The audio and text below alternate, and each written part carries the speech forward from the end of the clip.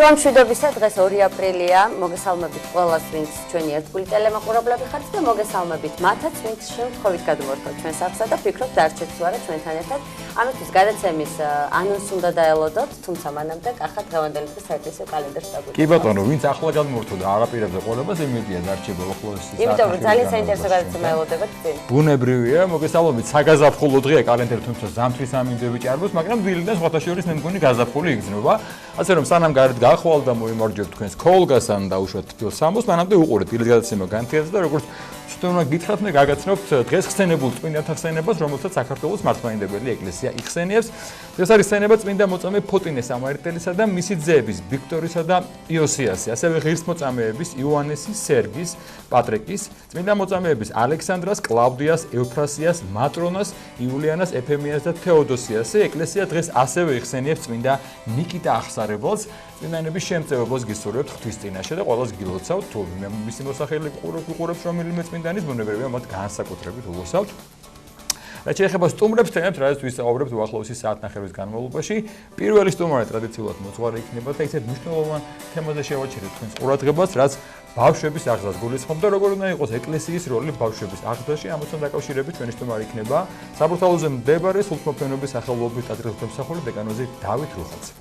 2 აპრილი აუტიზმის ცნობადობის ამაღლების მსოფლიო დღეა. რას ნიშნავს აუტიზმი და როგორია საქართველოში საზოგადოების ცნობიერება ამ საკითხთან დაკავშირებით? უფრო რთულად ჩვენი სტუმრები ისაუბრებენ, რომლებიც იქნებიან აუტიზმის თბილისის ცენტრის სპეციალისტი ქეთევან კვირცხალია და ცენტრის ქცევითი თერაპევტი ქეთევან ოქროპირიძე. გერმანიაში მოღვაწე ქართველი პიანისტი დუდანა მაზმანიშვილი დროებით სამშობლოშია ჩამოსული. მიზეზი რის გამოც იგი საქართველოშია და მის ზოგადად საამაო გეგმებზე ჩვენ სტუდიაში ისაუბრებთ დუდანა მაზმანიშვილი სულ რამდენიმე წუთში შემოგვიერთდება უკვე სასაათიანი ლოცვის შემდგომ სტუმრების ბლოკში. ტურიზმის ეროვნულ ადმინისტრაციას კი ახალი ხელმძღვანელი ყავს. მარიამ ქრევიშვილი დღეს ჩვენი გადაცემის სტუმარი იქნება და ერთად გავიგებთ თუ რა სამომავლო გეგმები აქვს, რა მიმდინარე პროექტები მიმდინარეობს ტურიზმის ადმინისტრაციაში და კიდევ უფრო ბევრ საინტერესო თემაზე ვისაუბრებთ, ასე რომ დაგველოდეთ არ გადარჩეთ. დაგველოდეთ არ გადარჩოთ, სტუმრები მალე შემოგვიერთებიან, მანამდე კი ტრადიციულად უკვე ბოლო პერიოდში მე ძალიან მიყვარს ხოლმე ანონსის შემდგომ ის ბლოკი, რომელსაც ახლა შევთავაზოთ მაყურებელს. ბარბარიზმები. თავიდაცვა ბარბარიზმებისგან და ასევე ეტიმოლოგიები, სიტყვების ეტიმოლოგია, რაც გვასწავლის სიტყვის შინაარსს, ასე რომ ყურადღებით მოვისმინოთ, უყუროთ და უკვე რამდენიმე წუთში ამ ვიდეო რგოლის შემდეგ დეკანოზი დავით რუხაძე შემოგვიერთება, ასე რომ დაგველოდეთ სტუმართან ერთად დაგიბრუნდებით რამდენიმე წუთში. ნიუტონის ვაშლი. გადმოცემის თანახმად ინგლისელი ფიზიკოსი ისააკ ნიუტონი მსოფლიო მიზიდულობის კანონის აღმოჩენამდე ერთმა ფაქტმა მიიყვანა. მის თვალწინ მწიფე ვაშლი ხიდან მიწაზე ჩამოვარდა.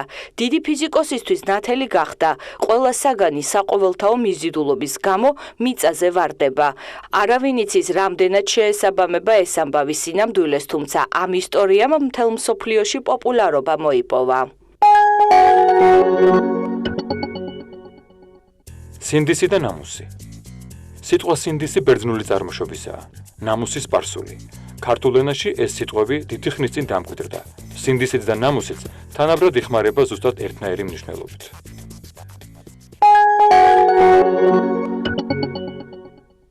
ბედაური. ჯიშიანი ცხენის სინონიმად ქცეული ეს სიტყვა ქართულ ენაში არაბულიდან შემოვიდა. ის ბედუინების, მომთაბარე მეუდაბნოვე ხალხის ცხენია. გილი აქვს კანონის დარღვევას. მცდარია. სწორია, კანონი ირღვევა. ვწეროთ და ვიმეტყველოთ სწორად.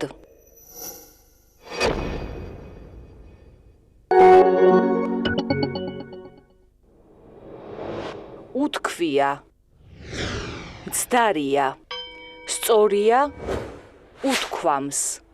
ვწეროთ და ვიმეტყველოთ სწორად.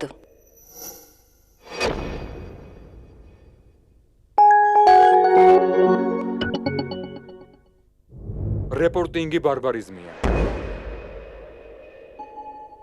ქართულია ანგარიშგება, დასკვნა. დაიცავი, სახელმწიფო ენა.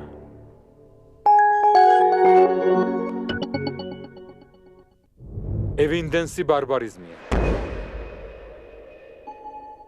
ქართულია მტკიცებულება სამხილი. დაიცავი სახელმწიფო ენა.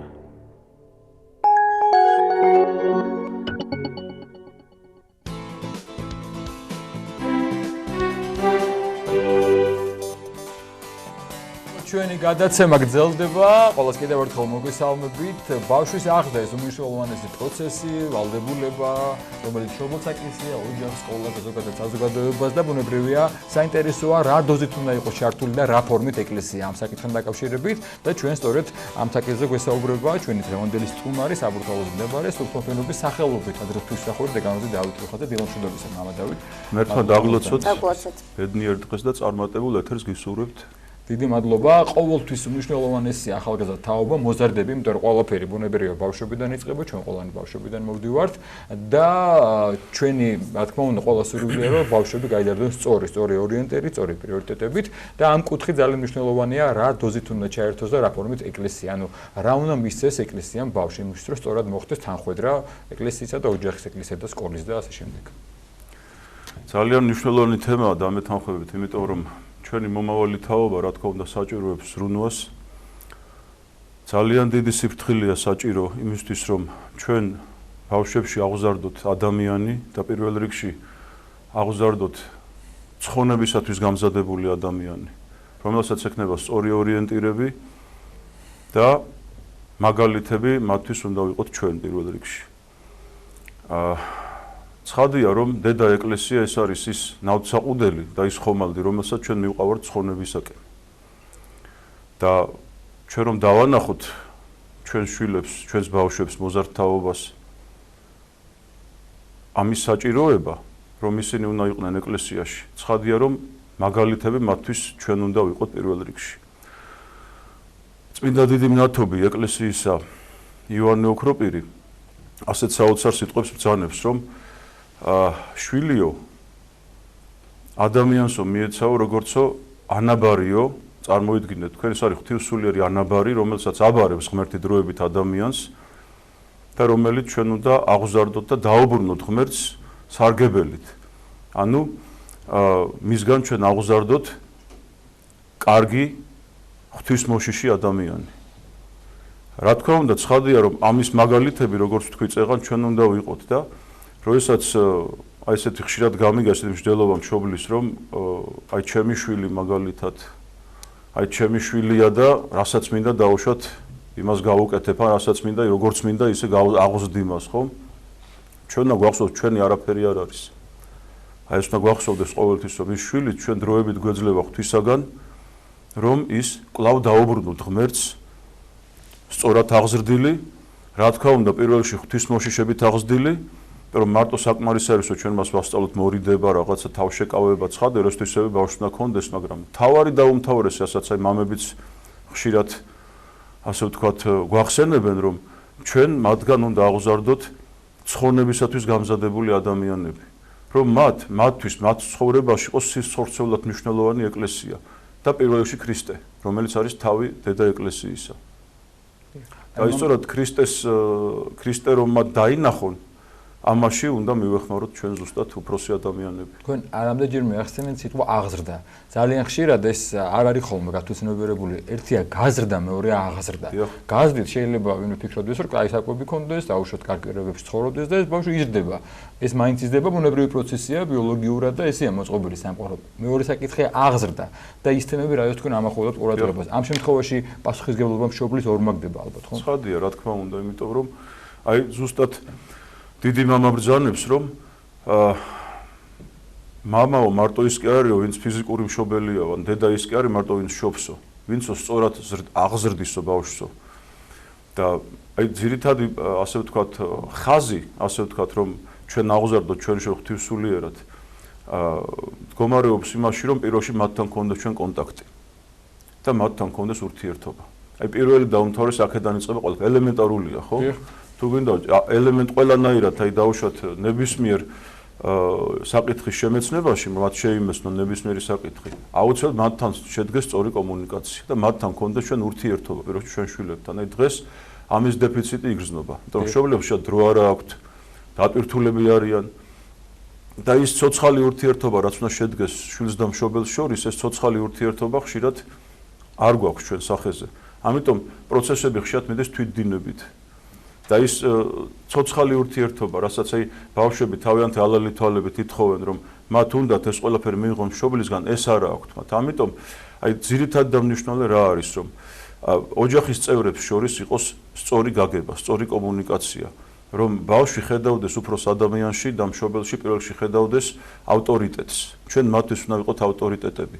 და როგორ უნდა იყოს მშობელი შვილის ავტორიტეტი, რა თქმა უნდა, შეიარაღებული უნდა იყოს ის ცოდნით, ჩვენ რომ ვასწავლით შვილს ეკლესიურ ცხოვრებას, პირველ რიგში ჩვენ უნდა ვიყოთ ამის მაგალითები, ჩვენ უნდა ვიცოდეთ, რასაც ვასწავლით და არა მარტო დაუშვათ სწავლება მივცეთ მათ, არამედ პირადი ცხოვრებისეული მაგალითები. რაც ხშირად ასეც ამის დეფიციტსაც განვისდით სამწუხაროდ. აი ხოდაშორის დღეს არის აუტიზმის ცნობიერების ამაღლების დღე და ამ თემაზე ჩვენ გვეყოლებიან სტუმრები და ერთ-ერთ მიზეზად სახელდება ბოლო პერიოდში ძალიან თქვათ მოხშირდა ასეთი ტიპის ბავშვები. აი სწორედ ეს კომუნიკაციის არ ნაკლებობა, რაც თქვენ ისაუბრეთ, რომ მშობელი არ არის კონტაქტური ბავშვთან დაუშვათ, იმიტომ რომ მას არ ძალიან დაუდებს სათამაშოს კომპიუტერი, თითქოს ამით რაღაცა იცილეს მასშტაბებად ტელევიზორთან და ერთ-ერთ მიზეზს ამას ასახელებენ, იმიტომ რომ შეძენილი აუტიზმი. კი, შეძენილი, სხვა ფორმა ერთ-ერთ ვიძახი, იმიტომ რომ რაღაცა რა ვიდგენიდან ეს დღე და ჩვენ ამაზე გვექნება საუბარი ამ ფორმით გულისხმობ. მამა დავით, ისეთ როგორ არის დღეს თანამედროვე სამყაროში ძალიან ხშირად მესმის, შეიძლება ძალიან ხშირად არა, მაგრამ ისმის მშობლებისგან, რომ მე რატომ უნდა შევწყობდო ჩემი შვილი?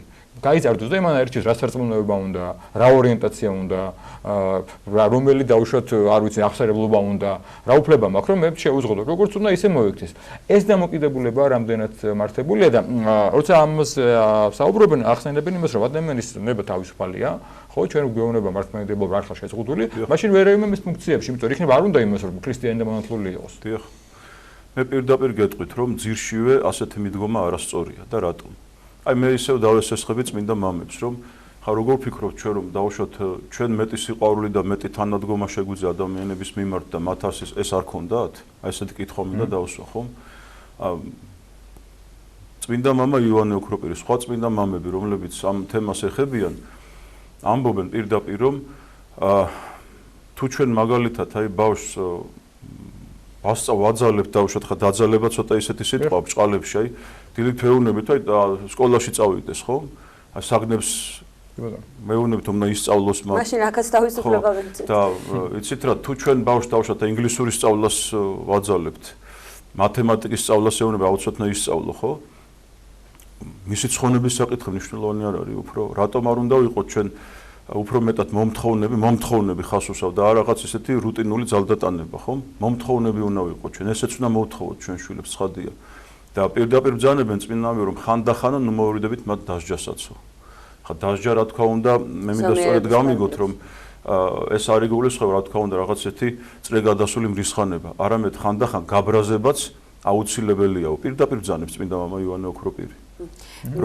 აი როგორ რაღაცა უყურეთ, როდესაც ბავშვი რაღაცას ახირებულად ითხოვსო, აი მარტივი მაგალითი მინდა მოვიყვანო. ეცადეთ რომ სრული არ შეუსრულოთო მათ, იმიტომ რომ მე მიეჩვევა ახირებს კაპრიზებს რო ვეძახით ჩვენ. როდესაც ბავშვი არაფერს ითხოვს, მშობელმა ისედაც იცის მას რა სჭირდება და ყოველთვის მშობელი არის თავის შვილისკენ. მშობელს ახლა რომელიც ჭკუად ყოფილ მშობელს არ უყვარს თავის შვილი. მაგრამ ჩვენ არ უნდა ვიქცეთ ჩვენი შვილების ასე ვთქვათ ამ მოთხოვნების, კაპრიზების ასე ვთქვათ ბრმა შემსრულებლებად. იმიტომ რომ ეს პირველ რიგში არც ჩვენთვის არის კარგი და მათ პირდაპირ წერია რომ ასეთი მშობლებიო მკვლელობის ტოლფას ცოდვას ჩადიანო. მამა დავით, იცით რა მაინტერესებს, რას ნიშნავს ხშირად საუბრობთ ჩვენ ამ საკითხზე მათ შორის დღესაც და რას ნიშნავს ეკლესიურად სწორად აღზრდა? ჩვენ ხშირად ამის არს ვერ ვგებულობთ ხოლმე. გგონია რომ კვირას ეკლესიაში ბავშვებს თუ წირვაზე წავიყვანთ, გავპრანჭავთ გოგონებს თავზე დავახურებთ, ბიჭების თავისებურად გაიპრანჭებენ და წავლენ, მხოლოდ ამით ასე ზედაპირულად შემოიფარგლება ეკლესიური აღზრდა. თუმცა რეალურად ალბათ ამას უფრო ღრმა საფუძველი აქვს, ვიდრე ეს ერთი შეხედვით ჩანს.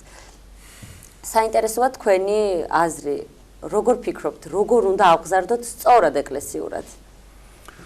პირველ რიგში გეტყვით, რომ ოჯახი თვითონ მცირე ეკლესიაა და მათ რომ ჩვენ ეკლესიის საჭიროება დავანახოთ, აი დასაწყისში ვთქვი, ჩვენ უნდა მათ ვაჩვენოთ სწორი მაგალითი კარგი ქრისტიანული ცხოვრების.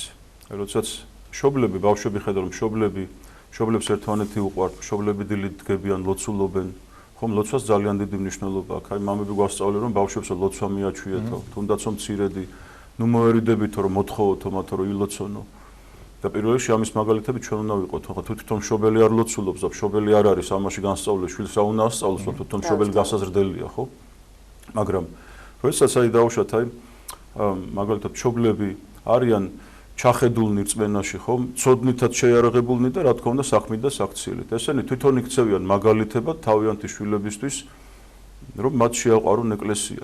აი მაგალითად, როდესაც აი პატარა მაგალითს მოვიყვანე, საღამოობით მაგალითად, როდესაც მშობლები ერთად არიან მთელი ოჯახი, აი დავუშვათ ესეთი რაღაც შეიძლება გაკეთდეს, თქვათ, აი მაგალითისთვის ვამბობ, რომ შეიკრიბოს ოჯახი ერთად, დავარქვათ ამას აი სულიერების საათი მაგალითად. და იქ მიდიოდეს მსჯელობა სხვადასხვა სულიერ თემაზე, ოჯახის წევრებს შორის. აი მეუღლეები დასხდნენ თავიდან და რაღაცა კონკრეტულ თემაზე მოხდეს საუბარი. და ბავშვები როდესაც ამას ესე ხედავ, რომ მათი მშობლების ეს მნიშვნელოვანი თემებია, თვითონაც დაინტერესდებიან ამ თემებით. და მე შეიძლება დავუშვათ ოჯახის წევრებით ჩაერთონ, იქ დავსხათ ჩვენი ბავშვებიც და რაღაცა მათაც მივაღებინოთ მონაწილეობა, ან დავსხათ ბავშვები და წაუკითხოთ მათ. დღეს საშუალებები ბევრია ძალიან, ინტერნეტითაც გამოსცემენ სხვადასხვა საბავშვო ლიტერატურას და ილუსტრირებული ლიტერატურაც არის და შეგვიძლია აი თვალსაჩინოების სახით მათ აი გამოვუყოთ რაღაცა დრო და წაუკითხოთ მათ ელემენტად აი ბიბლიური მოთხრობები მაგალითად. რაღაცა ცოცხალი მაგალითი მოუყვეთ მათ. ძალიან ბევრი კარგი ილუსტრირებული წიგნიც არის. მოუყვეთ, აი შეიძლება რაღაცა თო პატერიკებიდან მოუყვეთ რაღაცა ისეთი მოთხრობა. მათთვის გასაგებენაზე, რომ აი როგორც ზღაპარს რო გვიყვებოდან ჩვენი პაპაბებიები, ხო გახსოვს? აი მათაც ესეთი ურთიერთობა, მოკლედ, ურთიერთობა უნდა შედგეს სწორი და ურთიერთობა სიყვარულით და ღვთისმოშიშებით. როცა ბავშვები ამის მაგალითს ხედავენ ოჯახში მშობლების სახით, რა თქმა უნდა, მშობლები არიან ეკლესიურები ცხადია და თვითონ მშობლები დადიან ტაძარში, მათაც ამის სული თვითონ გაუჩნდებათ. მაპატიეკა ხა არსებობს კიდევ ერთი საკითხი. ხშირად მშობლები, რომლებსაც არ უნდათ ხოლმე რომ მათ შვილები ეკლესიურად გაიზარდონ, ამბობენ, რომ ეკლესია ამბობს, რომ ერთ ლოყაში რომ გაგარტყავენ, მეორე უნდა მიუშვირო. მე თუ ამ ასე გავზრდით ჩემ შვილს, გამოვარო ის ამ ველურ სამყაროში დაიჩაგრება. როგორია თქვენი პასუხი? მოკლედ დავსვამ კითხვას ბევრს არ ვილაპარაკე. და საჭირო როტო კარგი ძალიან. თვითონ ესეთი მიდგომა უკვე, როდესაც მშობელი ასე უყურებს, რომ რაღაც ჩემ შვილს არავინ არაფერი არ აკადროს, არ დაიჩაგროს, ხო? თავისთავად მცდარია, იმიტომ რომ თუ ადამიანი სწორად არის აღზრდილი, სწორი ეკლესიური ორიენტირები აქვს მას ცხოვრებაში, რა თქმა უნდა ეს უშიშარ იზრდება, აი წმინდანები აქაც ბრძანებენ, რომ ჩვენ უნდა გავზარდოთ ჩვენი შვილები უშიშარ ადამიანებათო. ერთადერთი მხოლოდ ღვთისშიში უნდა ქონდეთო. აი ღვთისშიში მათ გონებაში უნდა ჩაუბეჭდოთ, აღუბეჭდოთ ჩვენი ცხოვრების წესიდან გამომდინარე და დანარჩენი უნდა მივაჩვიოთ მათ, რომ უსამართლობა, რომელიც მათ შეემთხვევათ რაიმე, დაითმინონო, მაგრამ როცა ხედავენ, რომ სხვა ადამიანის მიმართ არის ეს უსამართლობა, უსამართლოდ ჩაგრავენ, იქ ხმა უნდა აიმაღლოს და სუსტი დაიცვას. აი ესეთები უნდა მივიღოთ ჩვენი შვილები, ესეთები უნდა გავზარდოთ, რა თქმა უნდა გავზარდოთ პირადი მაგალითით. თუ ადამიანი არის უშიშარი და ბავშვი თავიდანვე ასე იზრდება, მას ასე აჩვენო, შვილო შენ უნდა იყო უშიშარი და ესეთი ფორმულა არისო, მარტივი ამბობენ წმინდანები, რომ გეშინოდეს ღვთისა და ღვთის გარდა გეშინოდეს არაფრის. აი წარმოვიდგინეთ ესეთი მარტივი ფორმულა, რომ თუ ჩვენ ესე გავზდით ჩვენ შვილებს, მაშინ მათგან მივიღებთ კარგ ადამიანებს. მამა დავით, ასევე რამდენად მნიშვნელოვანია, როცა თქვენ ბრძანეთ აი პატერიკებზე, ხმათვის გასაგებ რაღაც ღვთისმეტყველო წიგნებზე, ზღაპრებზე, რომ ხშირ ბავშვობის ასაკიდანვე მივაჩვიოთ, ვაყურებინოთ, მოვასმენინოთ, მოვყვეთ მაგალითები ქვეყნისთვის რაღაცა გმირებად წოდებულ ადამიანის წინაპრებზე. ეს იქნება ისტორიიდან გამომდინარე თუ თანამედროვე გმირები, რომ მათ სამშობლოსადმი სიყვარული, დაცვა სამშობლოსი გაუღვდეთ ბავშვებიდან. აუცილებელია. და ყველაზე ძალიან კარგ თემას შეეხეთ ხა თქვენ, რომ მათთვის ვიღაცა უნდა იყოს ავტორიტეტი. და ვინ თუ არა დაუშვათ იგივე ჩვენი დიდი წინაპრები, ჩვენი დიდი მეფეები, დედოფლები, რომელსაც მთელი ცხოვრება მათ იყო მოწამეობა. სიცოცხლეშივე ისინი ცოცხალი წმინდანები იყვნენ თავიანთი ცხოვრების წესით. ვინ თუ არა ეს ადამიანები, ეს დიდი წმინდანები. და აი მათ შესახებ სწორედ დღეს ისევ და ისევ ვიმეორებ, რომ ლიტერატურა არსებობს, შესაძლებლობები არსებობს, ერთ-ერთი რა უნდა, ამას უნდა გამოვნახოთ დროის. რომ ჩვენ გამოვნახოთ ამ რაც უნდა დაღლილები იყოთ, გამოვნახოთ ამისთვის დრო. შევკრიბოთ ჩვენი ოჯახის წევრები ჩვენს ირგვლივ და წაუკითხოთ მათ და შემდგომ რაღაც პატარა ასთა გაცვლა გამოცვლა შედგეს ოჯახის წევრებს შორის ბავშვებით ჩართოთ ამაში მოუყვეთ მათ რომელიმე წმინდანის ცხოვრება ჩვენი დიდი წინაპრების შესახებ ვესაუბროთ რომ მათთვის ეს იყოს ავტორიტეტი, ამით გაჯერებულები გაიზარდონ ისინი. მამა დავით, როდესაც ჩვენს ბავშვების აღზრდაზე ვსაუბრობთ, ავტომატურად მოვიაზრებთ ბავშვებს, რომლებსაც ყავთ მშობლები და ზრდიან მშობლები, თუმცა სამწუხაროდ არსებობენ ბავშვები, რომლებსაც არ ყავთ მშობლები. ის გარკვეული მიზეზების გამო ისინი ან ოჯახებში იზრდებიან, ან ბავშვთა სახლებში. ამ შემთხვევაში რაიმე განსაკუთრებული მიდგომა უნდა გქონდეს საზოგადოებას და პირველ რიგში ეკლესიას, თუ როგორი უნდა იყოს ამ ბავშვებთან ურთიერთობა. თუნდაც ეკლესიის რა ურთიერთობა აქვს ეკლესიას ამ ბავშვებთან და რას აკეთებს მისთვის? ცხადია, რომ აქ როდესაც ბავშვი მოკლებულია მზრუნველობას და ის უკვე სახელმწიფოს ასე ვთქვათ მზრუნველობის ქვეშ არის, აი როდესაც ბავშვთა თავშესაფრებში და ასე შემდეგ, ცხადია, რომ აქაც კი არა, აქ უნდა იყოს ჩართული ეკლესია, რა თქმა უნდა, ცხადია, რომ სასულიერო პირები უნდა დადიოდნენ იქ, ამ თემებზე ისინი უნდა ესაუბრებოდნენ, უკვე ჩვენ უნდა მივიდეთ მათთან, ახლა შეიძლება მათ არ აქვთ, არ ყავთ მშობლები და რეგულარულად ისინი ვერ ატარონ მშობლებმა ტაძარში, ამიტომ ჩვენ უნდა მივიდეთ მათთან, ჩვენ ვესაუბროთ მათ ღვთისმსხვილ თემებზე, წაუკითხოთ, რაღაცა ვეთამაშოთ კიდევაც ეგეთ შეიძლება. რომ მათ პირველ რიგში დავანახოთ სიყვარული. დავანახოთ, რომ ჩვენ ისინი გვიყვარს, როცა ბავშვები ხედა, რომ მათ ისინი უყვართ, სხვანაირები გაიზრდებიან, რომ ესეთი სისასტიკეს არ ვიჩენ ჩვენ მათ მიმართ. ის მე აღვახსენე დასჯა. დასჯაც ცხადია სიყვარულით უნდა აღვასრულოთ ჩვენ. ისევ მისი გამოსწორება. რა თქმა უნდა, სახელმწიფოს როლი ძალიან დიდია, რომ სახელმწიფო უნდა იზრუნოს, რომ სწორი ორიენტირი მარტო დავუშვათ კი ბატონო ეკლესიას ჩვენი საქმეა, ჩვენი მოვალეობა, მაგრამ ჩვენ და სახელმწიფოს ერთი პირი უნდა გქონდეს, რომ ჩვენ ეს ჩვენი მომავალი თაობა არის ჩვენი ქვეყნის მომავალი, ასე ვთქვათ. მათ უნდა გადაიბარონ შემდგომ სადავეები ჩვენი ქვეყნის და რა თქმა უნდა, ეხლა თუ მარტო ჩვენ მივანდეთ ეს ყველაფერი სამღვდელოებას და ეკლესიას და ჩვენ არაფერი გავაკეთეთ, ცხადია რომ შედეგს ვერ მივიღებთ. ბუნებრივია. მამა დავით, აი რუსლანმა აღნიშნა, რომ შეიძლება ხდება ესე, რომ ბავშვებს მშობლები მიდგამენ, რომ შეიძლება თვითონ ეკლესიურები არ არიან, ეზარება ზოგი ძახის რიცხვი ერთი კვირა მაქვს უნდა დავიძინო და ამის გამო არ დაყავთ ბავშვი ეკლესიაში. თუმცა მე არ მეგულება საქართველოში ოჯახი, ნუ ერთეულობის გარდა გულისხმობ ქართველებს და ქრისტიანებს, რომ არ ყავდეს შვილი მონათრული, თუნდაც არ იყოს ეკლესიური. ნათლის როლი რა არის ამ შემთხვევაში? იმიტომ რომ ძალიან ხშირია, რომ შეიძლება მშობელი ეზარება, მაგრამ ნათლის ერთ-ერთი მოვალეობა არის თორე ის, რომ იზრუნოს ბავშვის სულიერ აღზრდაზე. რა თქმა უნდა. პირველი მოვალეობა მისი ეს არის. უპირველესი, როდესაც ადამიანი დგება ნათლიად, პირველ რიგში თვითონ უნდა იყოს ეკლესიური ადამიანი, უნდა იყოს აღსარებელი, მაზიარებელი და პირველ რიგში მან თავისი ნათლი ლოცვებში უნდა მოიხსენოს. ეს უმთავრეს, რა თქმა უნდა, მას უნდა ქონდეს კავშირი ოჯახთან. ეხლა ისე რომ დავუშვათ, იყო ესეთი შემთხვევები, რომ ინათლებოდნენ ბავშვები და საკუთარ ნათლებს არც იცნობდნენ, ეროიზდებოდნენ, ხო? თუმცა რომ ჩვენ ნათლიად უნდა შევარჩიოთ ისეთი ადამიანები, რომლებსაც შემდგომ გვექნება ურთიერთობა მათთან. არა დავუშვათ რაღაც ესეთი პრინციპით, ან არც სიმდიდრის პრინციპით, არც რაღაც ესეთი ახლობლობის პრინციპით. თავარი ეს ადამიანი იყოს ეკლესიური და ოჯახთან მას ჰქონდეს მუდმივი ესეთი შეხება, ახლო შეხება. და რა თქმა უნდა, რომ ნათლიას მან თავის ნათლი ლოცვაში უნდა მოიხსენიოს და ასევე ასწავლიდეს თავის ნათლს იმასაკიდან, რა ასაკიდანაც რა თქმა უნდა ბავშვს უკვე ამ ყველაფერთან დაკავშირებით შეუძლია აღქმა ამ ყველაფრის, მასთან კონდეს კომუნიკაცია და მასთან კონდეს ურთიერთობა ამ თემებზე საუბრით ეკლესიის სიარულისაკენ მოუწოდებს და თვითონაც დადიოდეს, რა თქმა უნდა, ცხადია თვითონ იყოს იმის შემსრულებელი, რასაც თავის ნათლს სთხოვს. იმიტომ რომ ერთი ფსტარი აზრი არსებობდა თელი ცხოვრება, თუ ყავს 7 ნათლული, 60 გარანტირებული ვიყავ. ალბათ 7 კი 27 რო ყავდეს, უფრო დაიჯდები თუ ამ პასუხისმგებლობას არ ასრულებ. თუ ვერ მიხედეთ, ცხადია და მასთან არ გექნება კონტაქტი, ცხადია რომ პასუხისმგებლობაა ეს და ერთ რამეზე კიდე მინდა გავამახვილო ყურადღება, რომ აი ჩვენ აღვნიშნეთ სახელმწიფოს როლი, რომ სახელმწიფოც უნდა იყოს ჩართული ამ ყველაფერში. და რა თქმა უნდა არის ზრუნვა, მაგრამ აი დღეს მიდის ბავშვთა დაცვის კოდექსის განხილვა.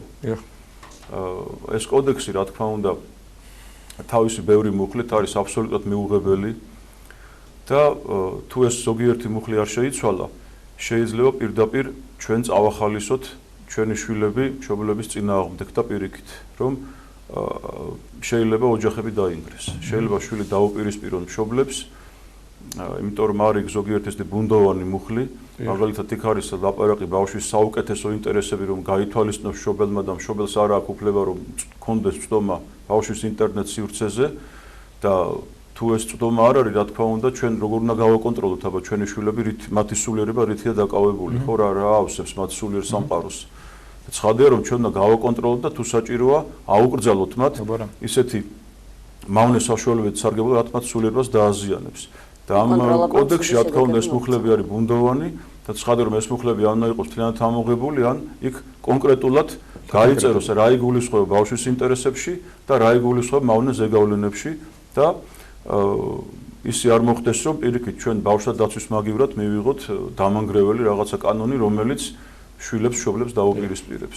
აი რამდენიმე დღის წინ საპატრიარქოში ერთ-ერთ შეხვედრაზე პატრიარქმა გააცნო პრემიერ-მინისტრის სურვილი, რომ კარგი იქნება თუ სკოლებში შევიდოდა ქართული გალობის, ასე თქვა, შემსწავლელი და იგივე ხალხური სიმღერების და ფოლკლორის შესწავლა. ეს სწავლება ძალიან დაეხმარება მოზარდებს იმ საკითხთან დაკავშირებით, სადაც ჩვენ ვსაუბრობთ, იმიტომ რომ გალობა, ქართული ფოლკლორი, ქართული პოლიფონია ეს ყველაფერი დაკავშირებულია ჩვენს იდენტობასთან.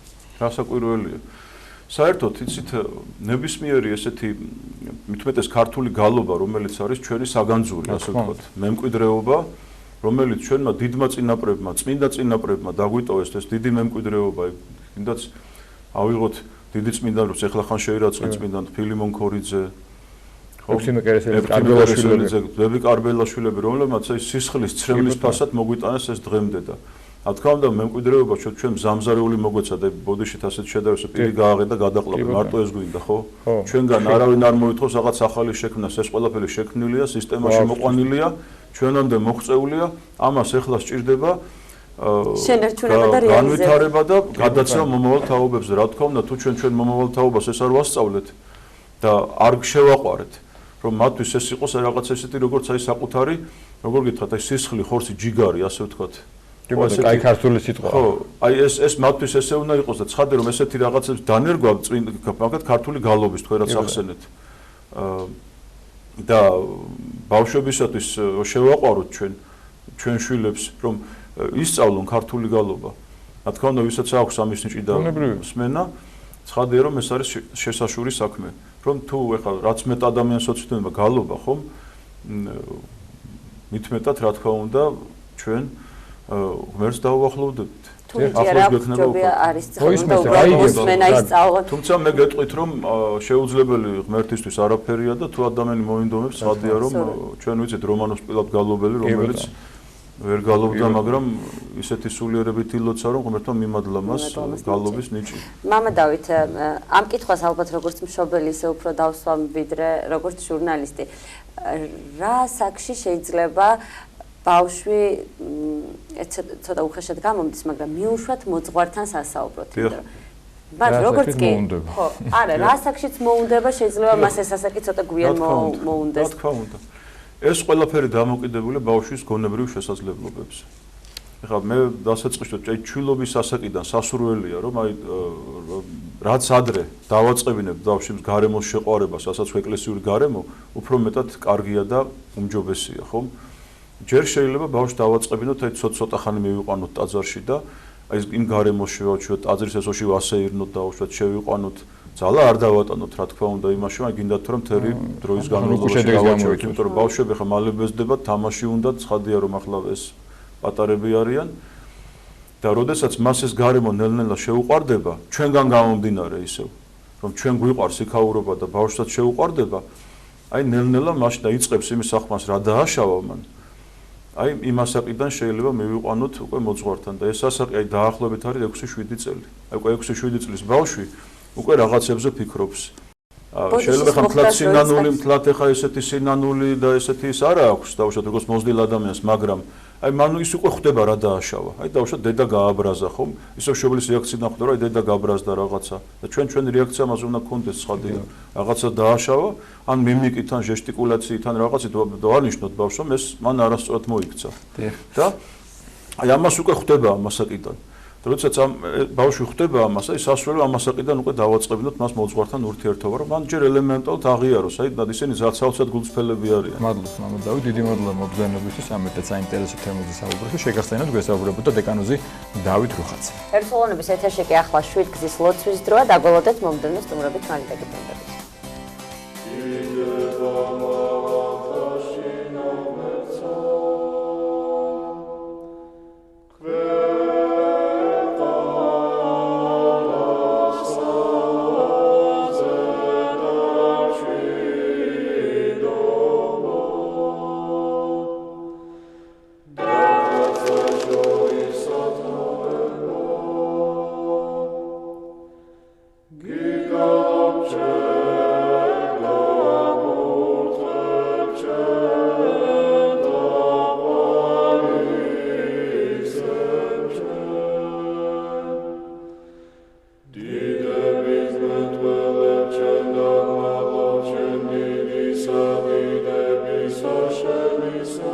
მამაო ჩვენო, რომელი ხარ ცათა შინა, წმინდა იყავნ სახელი შენი, მოვედინ სუფევა შენი, იყავნ ნება შენი, ვით არცა ცათა შინა, ეგრეცა ქვეყანასა ზედა, პური ჩვენი არსობისა, მომეც ჩვენ დღეს და მომიტევენ ჩვენ თანანადებნი ჩვენი, ვით არცა ჩვენ მიუტევებთ თანამდებთა მათ ჩვენთა და ნუ შემიყვანებ ჩვენ განსაცდელსა, არამედ მიხსნენ ჩვენ ბოროტისაგან.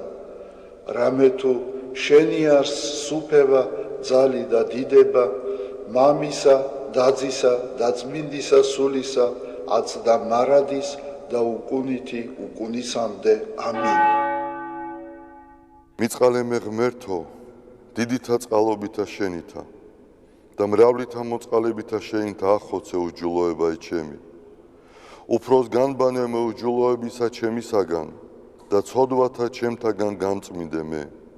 რამე თუ უჯულოებაი ჩემი მე უწყი და ცოდვაი ჩემი წინაშე ჩემსა არს მარადის. შენ მხოლოსა შეგწოდე და ბოროტი შენ წინაშე ვყავ, რათა განმართლე სიტყვათაგან შენთა და ზლოს ჯასა შენსა.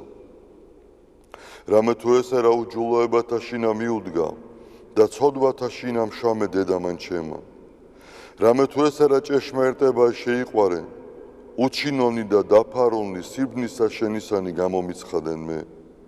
მასხურო მე უსუბითა და განწმინდე მე. განბანო მე და უფროს თოვლისა განსპეტაკნე, მასმინო მე გალობაი და სიხარული და იხარებდნენ ძვალნი დამდაბლებულნი.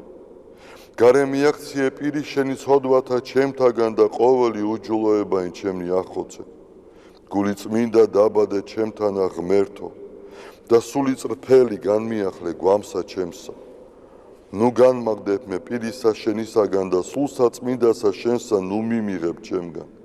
მომეც მე სიხარული მაცხოვარებისა შენისა და სულითა მთავრობისათა დამამტკიცე მე. ვასწავლე უჯულოთა გზანი შენი და უღმრთონი შენ და მოიქცენ. მიხსენ მე სიცხთაგან ღმერთო, ღმერთო ცხოვრებისა ჩემისაო. იხარებდეს ენა ჩემი სიმართლესა შენსა, უფალო, ბაგენი ჩემნი აღახვენ და პირი ჩემი უთხრობდეს ქებულებასა შენსა. რამე თუ უკეთუმცა გენება, მსხვერპლი შემცა მეწირა, არამედ საკვერთხი არ აქთნდეს. მსხვერპლი ღმრთისა არს, სული შემოსრული, გული შემოსრული და დამდაბლებული ღმერთმან არა შეურაცხყოს. კეთილი უყვა უფალო ნებითა შენითა სიონსა და აღეშენენ ზღუდენი იერუსალიმისანი, მაშინ გთნდეს მსხვერპლი სიმართლისა შესაწირავი და ყოვლად დასაწველი, მაშინ შესწირნენ საკურთხეველსა შენსა ზედა ზვარაკნი. დიდება მამასა და ძესა და წმინდასა სულსა, აწდა მარადის და უკუნითი უკუნისამდე. ამინ. ალილუია, ალილუია, ალილუია, დიდება შენ და ღმერთო. ალილუია, ალილუია, ალილუია, დიდება შენ და ღმერთო. ალილუია, ალილუია, ალილუია, დიდება შენ და ღმერთო ჩვენო, დიდება შენ და. ღვთისმშობელო ქალწულო გიხაროდენ, მიმადლებულო მარიამ უფალი შენთანა, კურთხეულ ხარ შენ დედათა შორის და კურთხეულ არს ნაყოფი მუცლისა შენისა, რამე თუ მაცხოვარე გვიშევ სულთა ჩვენთა. უფალო, დიდება შენ და ღმერთო, გაამთლიანე და გადაარჩინე საქართველო. უფალო, დიდება შენ და ღმერთო, გაამთლიანე და გადაარჩინე საქართველო. უფალო, დიდება შენ და ღმერთო, გაამთლიანე და გადაარჩინე საქართველო.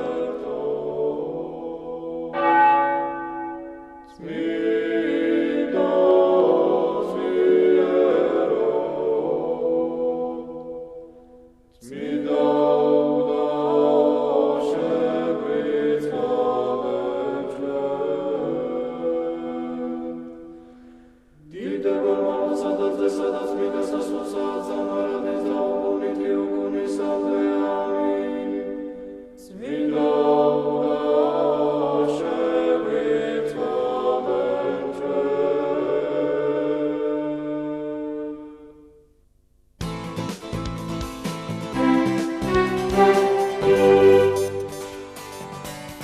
დაუბრუნდით პირდაპირ ეთერში გრძელდება ჩვენი გადაცემა ძალიან საინტერესო თემით, როგორც გადაცემის დასაწყისში დავაანონსეთ 2 აპრილი გახლავთ აუტიზმის ცნობადობის ამაღლების მსოფლიო დღე. ამასთან დაკავშირებით უფრო ცუდად ჩვენი სტუმრები ისაუბრებენ, რომლებიც გახლავთ აუტიზმის თბილისის ცენტრის სპეციალისტი ქეთევან კვირცხალია და ცენტრის ქცევით თერაპევტი ქეთევან ოქროპირიძე. დილომშვიდობის აქ ალბათ. ქეთევანობა აუცილებელი პირობაა ამ საქმეში მუშაობისთვის და დამთხევა. აუცილებელი დამთხევა. მაშინ ჩვენ წავიმაღლოთ ახლა ცნობადობა. ავიმაღლოთ ცნობადობა. ცოტა ესეთი გულდაწყვეტით მინდა დავიწყო, რომ კიდევ რომ ჩვენ ცნობიერების ამაღლება გვჭირდება ამ საკითხთან დაკავშირებით ძალიან უხერხულია, იმიტომ რომ წლების განმავლობაში ჩვენ გვიხსნიან რას ნიშნავს აუტიზმი, მოკლედ კიდევ ძალიან შორს ვართ. დავიწყებთ თქვენით. რა მდგომარეობაა დღეს ცნობიერების თვალსაზრისით საქართველოში? მოგესალმებით თქვენს მაყურებელს. მინდა დავიწყო იქიდან, რომ 2 აპრილის აღნიშვნა ზოგადად 2007 წლიდან დაიწყო. ეს არის აუტიზმის შესახებ ცნობადობის ამაღლების დღე, რომელიც გაეროს გენერალური ანსამბლეის რეზოლუციის თანახმად დადგინდა. მას შემდეგ ხდება აღნიშვნა. საქართველოს ცოტა უფრო მოგვიანებით შეუერთდა ამ თარიღის აღნიშვნას 2009-2010 წლებიდან დაახლოებით.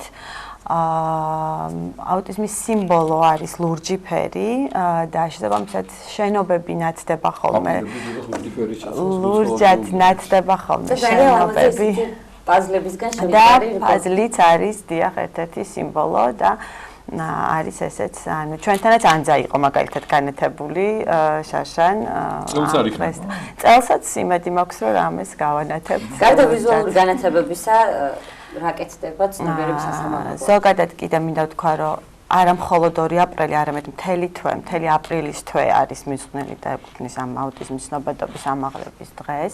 ჩვენი ცენტრის საქმიანობით დავიწყებთ და მივყვებით და გეტყვით თქვათ რა გაკეთდა ზოგადად. ანუ 2018 წელს ჩვენმა ცენტრმა, ჩვენი ცენტრის ხელმძღვანელობით და მერიის დაფინანსებით მოხდა თბილისში ერთ-ერთი ქუჩის, გაგარინის ქუჩის მოხატვა, სადაც არის აუტისტური სიმპტომატიკა გამოხატული. წელს ხდება ამერიკის კვლევის ორგანიზაციის თანხმობით თარგმნით მათ მიერ შექმნილი ინსტრუმენტი, რომელიც გათვლილი არის პირველიდან 8 კლასის ასაკის ბავშვებზე და ეს არის ერთ-ერთი მნიშვნელოვანი ის, რომ აქამდე ყველაფერი კეთდებოდა, ან ინფორმაციის მიწოდება ხდებოდა ზრდასრული ადამიანებისათვის, ანუ ეს იქნებდნენ მშობლები, ვთქვათ მასწავლებლები, ბაღში, ანუ იმ გარემოში, სადაც უწევდათ ბავშვებს ყოფნა, მაგრამ არ იყვნენ მისი თანატოლები. ეხლა უკვე ვცდილობთ, რომ მაქსიმალური ყურადღება გადავიტანოთ მათ თანატოლებზე, უშუალოდ ვისთანაც უწევთ მათ თამაში ურთიერთობა და პირველ რიგში ცვლის დამოკიდებულებას, ტოლერანტობას და მიმღებლობას მათი მხრიდან, რაც ძალიან მნიშვნელოვანია, იმიტომ რომ მთავარი მიზანი არის ის, რომ ხალხმა გაიგოს, თქვათ, რა არის ეს, რომ ეს არ არის დაავადება, ეს არის მდგომარეობა, ეს არის ნეიროგანვითარებითი მდგომარეობა, რომელიც სოციალური ურთიერთობების, კომუნიკაციის, განმეორებითი ქცევის პატერნის და შეზღუდული ინტერესთა სფეროებით დარღვევით ხასიათდება. ქეთევან, თქვენ ხართ ამ ცენტრის თერაპევტი. თუნდაც ჯერ ახსნათ, ეს აუტიზმი არის თანდაყოლილი თუ არის შეძენილი თუ ორივე არსებობს? მოკლედ, ზუსტად არ იციან რა იწვევს აუტიზმს, თუმცა არსებობს მოსაზრება, რომ ეპიგენეტიკურია, ანუ რას გულისხმობს ეს, რომ აქვს გენეტიკური წინასწარგანწყობა და გარემოს ურთიერთობა. ანუ ეს ორი ერთად ტანდემი ქმნის უკვე და. კი ბატონო, და თერაპევტი, თერაპია რას გულისხმობს? ანუ რა არის თქვენი მიზანი, საბოლოო მიზანი, ისევ ისწრაფოთ, ხა შეიძლება კალკულაციულად ზოგი ახდებს, ზოგი ვერ ახდებს, მაგრამ რა არის თერაპია, რის გამოც თქვენ ამ საქმეში ხართ ჩართული? კი ბატონო, პირველ რიგში ვიტყვი თუ რა თერაპიას ვიყენებთ. ჩემი ზომა არ არის, მაგრამ ძალიან ლამაზ სათამაშოდ მოიტანეთ. პირველ რიგში ვიტყვი თუ რა თერაპიას ვიყენებთ, ეს არის ქცევის გამოყენებითი ანალიზი, რომელიც დღესდღეობით ყველაზე აქტუალურია და გამოიყენება ამ სფეროში, ანუ ყველაზე ეფექტურია და ხო მოკლედ ამ თერაპიის მიზანი არის ის, რომ აუტიზმის მქონე ბავშვი დაეწიოს ტიპურ განვითარებას. თუ ბავშვს დაესვა აუტიზმის დიაგნოზი, ეს დიაგნოზი იქნება სიცოცხლის ბოლომდე. ანუ დიაგნოზი ასაკთან ერთად არ ქრება. თუმცა შესაძლოა რომ დაეციოს განვითარება შეიძლება მოხდეს. დიახ. ეს სათამაშოები, რომლებიც თქვენ ჩვენთან სტუდიაში მოიტანეთ, არის ერთ-ერთი თერაპიის სახე? დიახ. აი ეს რა შეეხმარება მაგალითად კონკრეტულად ეს თასმებიანი კედი? მაგალითად ვასწავლით თასმების შეკვრას. ანუ თვითმოვლის უნარები რა, ერთ-ერთი უნარია, რასაც ჩვენ მუშაობთ და ერთ-ერთი არის ეს, რომ მაგალითად აი თასმების შეკვრას ვასწავლით ბიჯებით, როგორ უნდა შეიკრას. ეს არის მაგალითად ამას რაც შეეხება? ეს არის ფაზლის აწყობა, ანუ ეს ძირითადად პატარა ასაკში მომართვიანობის ასაკმა დაიწია და ჩვენთანაც 1 წლის, წლინახევრის ბავშვი უკვე მოდის თერაპიაზე. ეს მაინტერესებდა მაპატეთ რომ გაწყვეტინებთ რა ასაკში ხდება დიაგნოსტირება და როგორი სახით. ანუ აქვს მნიშვნელობა დაუშვათ პატარა ასაკში თუ იქნება, პატარა ასაკში თუ მოვიყვანთ ბავშვს, მას უფრო მეტი შანსი აქვს რომ განვითარების ზონებს დაეწიოს თუ არა აქვს ამას მნიშვნელობა? ამას აქვს გადამწყვეტი მნიშვნელობა, იმიტომ რომ ადრეული ინტერვენცია ეფექტურობაზე ახდენს გავლენას. რა ასაკში ისმება უკვე დიაგნოზი ოფიციალურად? საშუალო ასაკი არის 4 წელი. დიაგნოზის დასწრება. საკმაოდ დიდი. იცით რა მინდა ორივე კეთილს კითხოთ ჩვენ როდესაც შესაძლებლობებზეც როცა იყო საუბარი ჩვენ გვაქვს ხშირად ამ თემაზე იგივე დაუნრის სინდრომზე. საქართველოში ეს ასე ვთქვათ დამოკიდებულება არსებობდა რომ მშობლებს ერიდებოდა თუ მსგავსი ტიპის ოჯახის წევრიან ბავშვი ყავდა. და თქვენ ახლა ძალიან რაც უფრო ადრე დაიწყება ეს მომართვიანება უფრო მეტი შანსია განვითარების დონეზე დაეწიოს. ცნობადობა მშობლებში მაინც თუ ამალდა რომ არ უნდა რცხვენოდეთ რომ შვილი ესეც იყო ჩვეულებრივი შვილი. ეს ნამდვილად არის ის თვალსაჩინო მაგალითი რაც დღესდღეობით ჩვენ გვაქვს მომართვიანობის ასაკი იყო 3-დან 4 წლამდე. ეხლა უკვე დაიწია და წლინახევრის და ზოგჯერ 1 წლის ასაკშიც უკვე მოდიან. ანუ ამ ბავშვებს ჩვენ ვეძახით რისკ ჯგუფში მოხვედრილ ბავშვებს, იმიტომ რომ ასე ზუსტად ვერ მოხდება მათთვის დიაგნოზის მინიჭება, რადგან თერაპიის დაწყებამ შეიძლება იმდენად კარგი და სწრაფი შედეგი გამოიღოს, რომ თქვათ 2 და 3 წლის ასაკში ან 4 წლის ასაკში უკვე ძალიან ბევრი პრობლემა ალაგებული იყოს და დაწეული იყოს ტიპიური განვითარების ბავშვს. ანუ სხვაობაც მცირეა, რაც უფრო პატარაა ასაკით ბავშვი განსხვავება ტიპურ განვითარებასთან არის მცირე. მშობლებს ერთად უჭირთ ხოლმე აღიარება, რომ მის შვილს რაიმე პრობლემა აქვს და ალბათ ამის გამოა რომ უფრო იგვიანებენ ხოლმე მის შვილს. თუმცა არსებობენ მშობლები, რომლებსაც მუდმივად რაღაც შიშები აქვთ. მაგალითად, მეტყველებას იგვიანებს ბავშვი, ვაიმე, რამე ხوارჯერს მიყავთ. რაღაცას იგვიანებს. აი რა არის ეს მთავარი სიმპტომატიკა, რაც გვაძლევს ჩვენ შიშის საფუძველს და რა დროსაც უნდა მივმართოთ უკვე ცენტრს. შეიძლება ხა მეტყველებას ბავშვი იგვიანებდეს, მაგრამ უბრალოდ გვიან ამეტყველდეს და ამას არანაირი ნეირო პრობლემა არ ქონდეს. დაახლოებით 6-8 თვის ასაკში უკვე შეიძლება შევამჩნიოთ ბავშვს რაღაც, რაც არ მოგწონს, ასე დავარქვათ. ანუ ეს არ იქნება კონკრეტულად რაღაცის სიმპტომატიკა, მაგრამ არის რაღაც, რაც არ მოგწონს. ეს არის მაგალითად საპასუხო ღიმილი, მშობელს ღიმილზე საპასუხო რეაქცია. ანუ როდესაც ვეთამაშებით და ვუღიმით ბავშვს, მას რაღაც საპასუხო რეაქცია უნდა ქონდეს. ასევე რაღაც ობიექტებზე და მოქმედებებზე უნდა გადაიტანოს ყურადღება. ანუ ბავშვს რაღაც სათამაშოს გაუჟღერნებთ, უნდა გახედოს, უნდა გაეთამაშოს, წაეტანოს და წაგლეჯვის რეფლექსია, უნდა ანუ ინტერესები, დიახ, უნდა გამოიჩინოს გარემოში მომხდარ მოვლენებთან დაკავშირებით. ეს არის ალბათ თანდაყოლილი აუტიზმი. თუმცა არსებობს შეძენილი და არ არსებობს. იმიტომ რომ ხშირად საუბრობენ ხოლმე, რომ იცით რა, ტელეფონს თუ ბავშვს მიაჩენს, შეიძლება აუტიზმის მქონე გახდეს. ხო, აი კეთილი აღნიშნა, ეს არის ეპიგენეტიკური სინდრომი, რაც გულისხმობს თავის თავში გენეტიკურ წინასწარ განწყობას, რომელსაც თან ერთვის გარემო ფაქტორები, მაგრამ აცრები, ეს არის მითი, რომელზეც ამბობდნენ, რომ იწვევს აუტიზმს.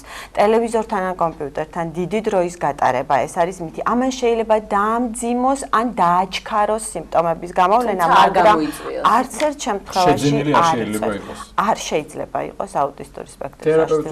დიდი მადლობა ამ პასუხს. თერაპევტი და იგი რომ მოკეთება. თერაპევტი არ გამოგჩეს. ხო, ამაშობაში. აი ეს ცევითი პატარა ესეთი პრაქტიკული რამდენიმე წუთი ჩაგვიტარეთ. მოყავთ ბავშვი, ამ ბავშვები თქვენთან და რა ფორმით ხდება ეს თერაპია? ერთ-ერთი თქვით რომ ბავშვი თასმების შეკრება. კიდე რა ხდება? აი რა არის რომ ეს ბავშვები ინტერესდებიან, დაუშვათ ერთვებიან და აღწევენ რაღაც განვითარებებს. აუ, პირველ რიგში როდესაც ბავშვი მოყავთ, ხდება მისი ძლიერი და სუსტი მხარეების შეფასება. როგორ? ეს ალბათ ძალიან მნიშვნელოვანია, ხო? კი, ძალიან მნიშვნელოვანია, რომ შევაფასოთ ბავშვს რა ძლიერი და სუსტი მხარეები აქვს, რომ იმაზე დაყრდნობით შემდეგ უკვე დგება ინდივიდუალური პროგრამა, რაც მოიცავს მაგალითად მოთხოვნაზე მუშაობას, თქვათ რაღაცა ჩიპსი უყვარს ძალიან და ჩვენ გვაქვს ჩიპსი და მან უნდა დაასახელოს ეს ჩიპსი, ან თქვათ თითით მოითხოვოს, გააჩნია რესურსად. ანუ აბსოლუტურად ინდივიდუალურია ყველა ბავშვთან. ინდივიდუალური პროგრამა. გამომდინარე მისი მდგომარეობიდან. დიახ, გამომდინარე მისი უნარებიდან. ასბერგერებზე მინდა გკითხოთ, როგორ ასბერგერებზე? ასბერგერზე. აი რას ნიშნავს თქვენ უფრო კარგად აგვიხსენეთ? ხშირ შემთხვევაში მშობლები ცდილობენ ხოლმე, ანუ ჩვენ ვიცით საზოგადოებამ, რომ აუტიზმის მქონე ბავშვებს შეიძლება ჰქონდეთ ისეთი განვითარებული უნარჩვევები, რომლებიც დავუშვათ ჩვენ არ გვაქვს. აი როგორ ხდება ამ თვისებების ამოცნობა? დაკვირვებით. პირველ რიგში ანუ ეს მშობელს შეუძლია რომ გააკეთოს თუ აუცილებელია რომ ქცევით თერაპევტი ან სპეციალისტი ჩართოს? იცით როგორ არის ასპერგერის სინდრომი, ეს არის მაღალფუნქციური აუტიზმის სახელწოდება. ახლა ასე ცალკე აღარ გამოყოფენ ამას, თქვა ცალკე დიაგნოზად აღარ ისმევა. მოიაზრება როგორც აუტიზმი, თუმცა ყოველთვის გადის მაღალფუნქციური, ანუ ინტელექტის კოეფიციენტი, როდესაც არის ნორმის ფარგლებში ან ნორმაზე მაღალი. ანუ აუტისტური სპექტრს ახასიათებს როგორც თქვათ გონებრივი განვითარების შეფერხება და შეიძლება იყოს თქვათ ჩამორჩენა. ეს არის დაახლოებით 30%-ში. 25%-ში არის ნორმასთან ახლოს მოსაზღვრე და 54%-ში თქვათ შეიძლება იყოს ნორმაზე მაღალი. ანუ სიმძიმის კუთხით თუ შევაფასებთ, შეიძლება არც კი საუბრობდეს ბავშვი, ანუ იყოს არავერბალი და მეორე შემთხვევაში იქონდეს თქვათ რაც თქვენ ახსენეთ ასპერგერის სინდრომი, რომელიც მის კონკრეტულ რომელიმე უნარების რაღაცა ინტერესებიდან გამომდინარე უნარებს ანვითარებს ისე რომ ჩვენგან ყველასგან ძალიან განსხვავებულია, ძალიან ჭკვიანია, ნიჭიერია და მათ შორის ისეთ სფეროებში, რომელიც არ არის ძალიან მარტივი მათემატიკაში და ფიზიკაში შეიძლება ძალიან წარმატებას მიაღწიოს. ესეთი აზრი მომისმენია, რომ ბოლო პერიოდში, ბოლო წლებში ძალიან გახშირდა ეს აუტისტური ბავშვები და აუტიზმის სინდრომის მქონე ბავშვები. ეს რეალობაა და ადრე არ იყო დაუშვიდან ბოლო მოიმატა თუ უბრალოდ ადრე ეს რაღაცა მალავდა ცნობიერება არ იყო ამაღლებული და სული. და რამდენად ხშირია მომართვიანობა იგივე თქვენთან ამ კუთხით? რეალურად ეხლა მოიმატა. ანუ პროცენტულად 59 ბავშვიდან ერთს აქვს აუტიზმი. ეს არის 2018 წლის მონაცემები არის. და შესაბამისად მომართვიანობამაც მოიმატა. ნუ ეს განაპირობა ასევე იმან, რომ ცნობადობამაც მოიმატა და ასევე დიაგნოზის დასმამაც მოიმატა. შესაბამისად მომართვიანობაც მეტია და ამიტომ სტატისტიკა უფრო სხვანაირად გიდგა. საინტერესოა ორივესთან მექნება ეს კითხვა, როგორია რჩევები მშობლებისთვის თქვენგან? როგორ უნდა მოიქცეს მშობელი, რომელსაც ყავს აუტიზმის მქონე ბავშვი? პირველ რიგში ალბათ უნდა მოვიდეს თქვენთან და მოგმართოთ, თუმცა სახლშიც ალბათ რაღაც განსხვავებული მიდგომაა საჭირო.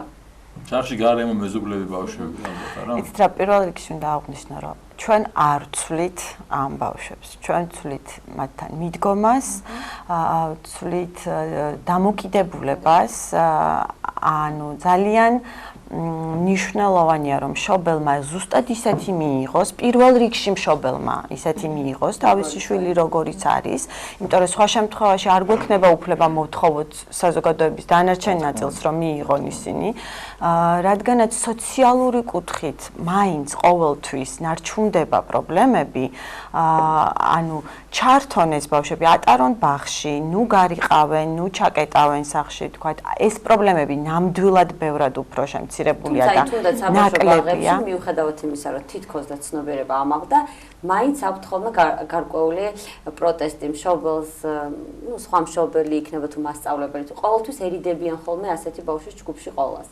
იგივე კლასში, მიუხედავად იმისა, რომ განათლების სამინისტრომაც ინკლუზიური სწავლება დაუშვა და თითქოს და ცნობიერება აგვიმაღლდა, მაინც რაღაც პრობლემები არსებობს. სად ხედავთ თქვენ ამ პრობლემების მოგვარების გზებს, სწორ გზებს? ამ პრობლემების მოგვარებას ვცდილობთ სწორედაც აი იმ ფორმით, რაც ვახსენე, რომ ჩვენ შევდივართ მაგალითად აი ამ ბოლო პროექტით საჯარო სკოლებში, ეხლა, სადაც უშუალოდ მათ თანატოლებთან გვექნება, თქვათ ეს პრეზენტაციები წარსადგენი, მათთან მოხდება, ანუ თუ კი ბავშვის დამოკიდებულება იქნება სწორი, ამ შემთხვევაში მშობელს ნაკლებად ექნება პრეტენზია. ყოველთვის მშობელი თავის შვილის ინტერესებიდან გამომდინარე აჟღერებს ყველაფერს, იძახისო ჩემ შვილს, თქვათ სასწავლო პროცესში ხელი ეშლება, ან რაღაცა მიზეზები. ასე რომ თუ კი მიდგომა ანუ შეიცვლება და ცნობიერების დონე ამაღლდება და მიხვდებიან რომ არაფერი ამითი არ ფუჭდება, არაფერი არ აკლდება, ხო? პირიქით მათგან ძალიან ბევრი კარგი რაღაცის სწავლა შეიძლება, რაც ჩვენ ყოველდღიურ ყოფაში ძალიან გვაკლია. ძალიან საყვარლები არიან ისინი და ძალიან კარგები. ძალიან უშუალოები, პირდაპირები, ცალკე მოაზრება. ისინი ჩვეულებრივ ჩვენი საზოგადოების ნაწილი. და თქვენი ცენტრი უშუალოდ სადგომში მდებარეობს და შეიძლება შესაძლოა ვინმე გვიყურებდეს, რომელსაც დაინტერესა ახლობელი ყავს გავსი სინდრომით, ან უბრალოდ აუტიზმით ავადებული თუ დაავადებაც არ არის, როგორც არის. როგორ არის სწორი მიმართვა? აუტიზმის მქონე. აინტო აუტიზმის მქონე, ძალიან კარგი რომ მოსწავლეთ, მადლობა ამისთვის. სადნო მოგმართ? ჩიქოვანის 21 ნომერში. ხოდო? ჩიქოვანის 21 ნომერში. ხელიანი. ძალიან დიდი მადლობა გინდა მოგახსენოთ მობრძანებისთვის. კიდევ ერთხელ შევახსენოთ საზოგადოებას და ყველას, რომ არ არის სირცხვილი თუ აუტიზმის მქონე ოჯახის წევრი ახლობელი ყავს და სირცხვილი არის ჩვენი ერთ-ერთი დამოკიდებულება მათდამი. ჩვეულებრივი ადამიანები არიან და მოვყურთ ისე როგორებიც არიან, როგორც თქვენ ბრძანეთ. შეიძლება ჩვენზე ბევრად გაცილებით კარგები და ნიჭიერებიც არიან. შევახსენოთ ჩვენს ტელემოყურებელს, რომ ჩვენი სტუმრები გახდნენ აუტიზმის თბილისის ცენტრის სპეციალისტი ქეთევან კვირცხალია და ცენტრის ქცევითი თერაპევტი ქეთევან ოქროპირიძე. და კიდევ ერთხელ შეგახსენებთ, რომ 2 აპრილს აღინიშნება აუტიზმის ცნობადობის ამაღლების მსოფლიო დღე. დიახა, გერმანიაში მოღვაწე ქართველი პიანისტი დუდან მაზმანიშვილი საქართველოში, რომელსაც რამდენიმე წუთში სტუდიაში შეგახვედრით, თუმცა მანამდე ჩვენ შეგვიძლია მის შესრულებით მოვისმინოთ რევაზ ლაგიძის რონდო თუ კატა, ამ სასიამოვნო მუსიკალური ნომრის შემდეგ უკვე მისი შემსრულებელი იქნება სტუდიაში, ასე რომ დაგველოდეთ.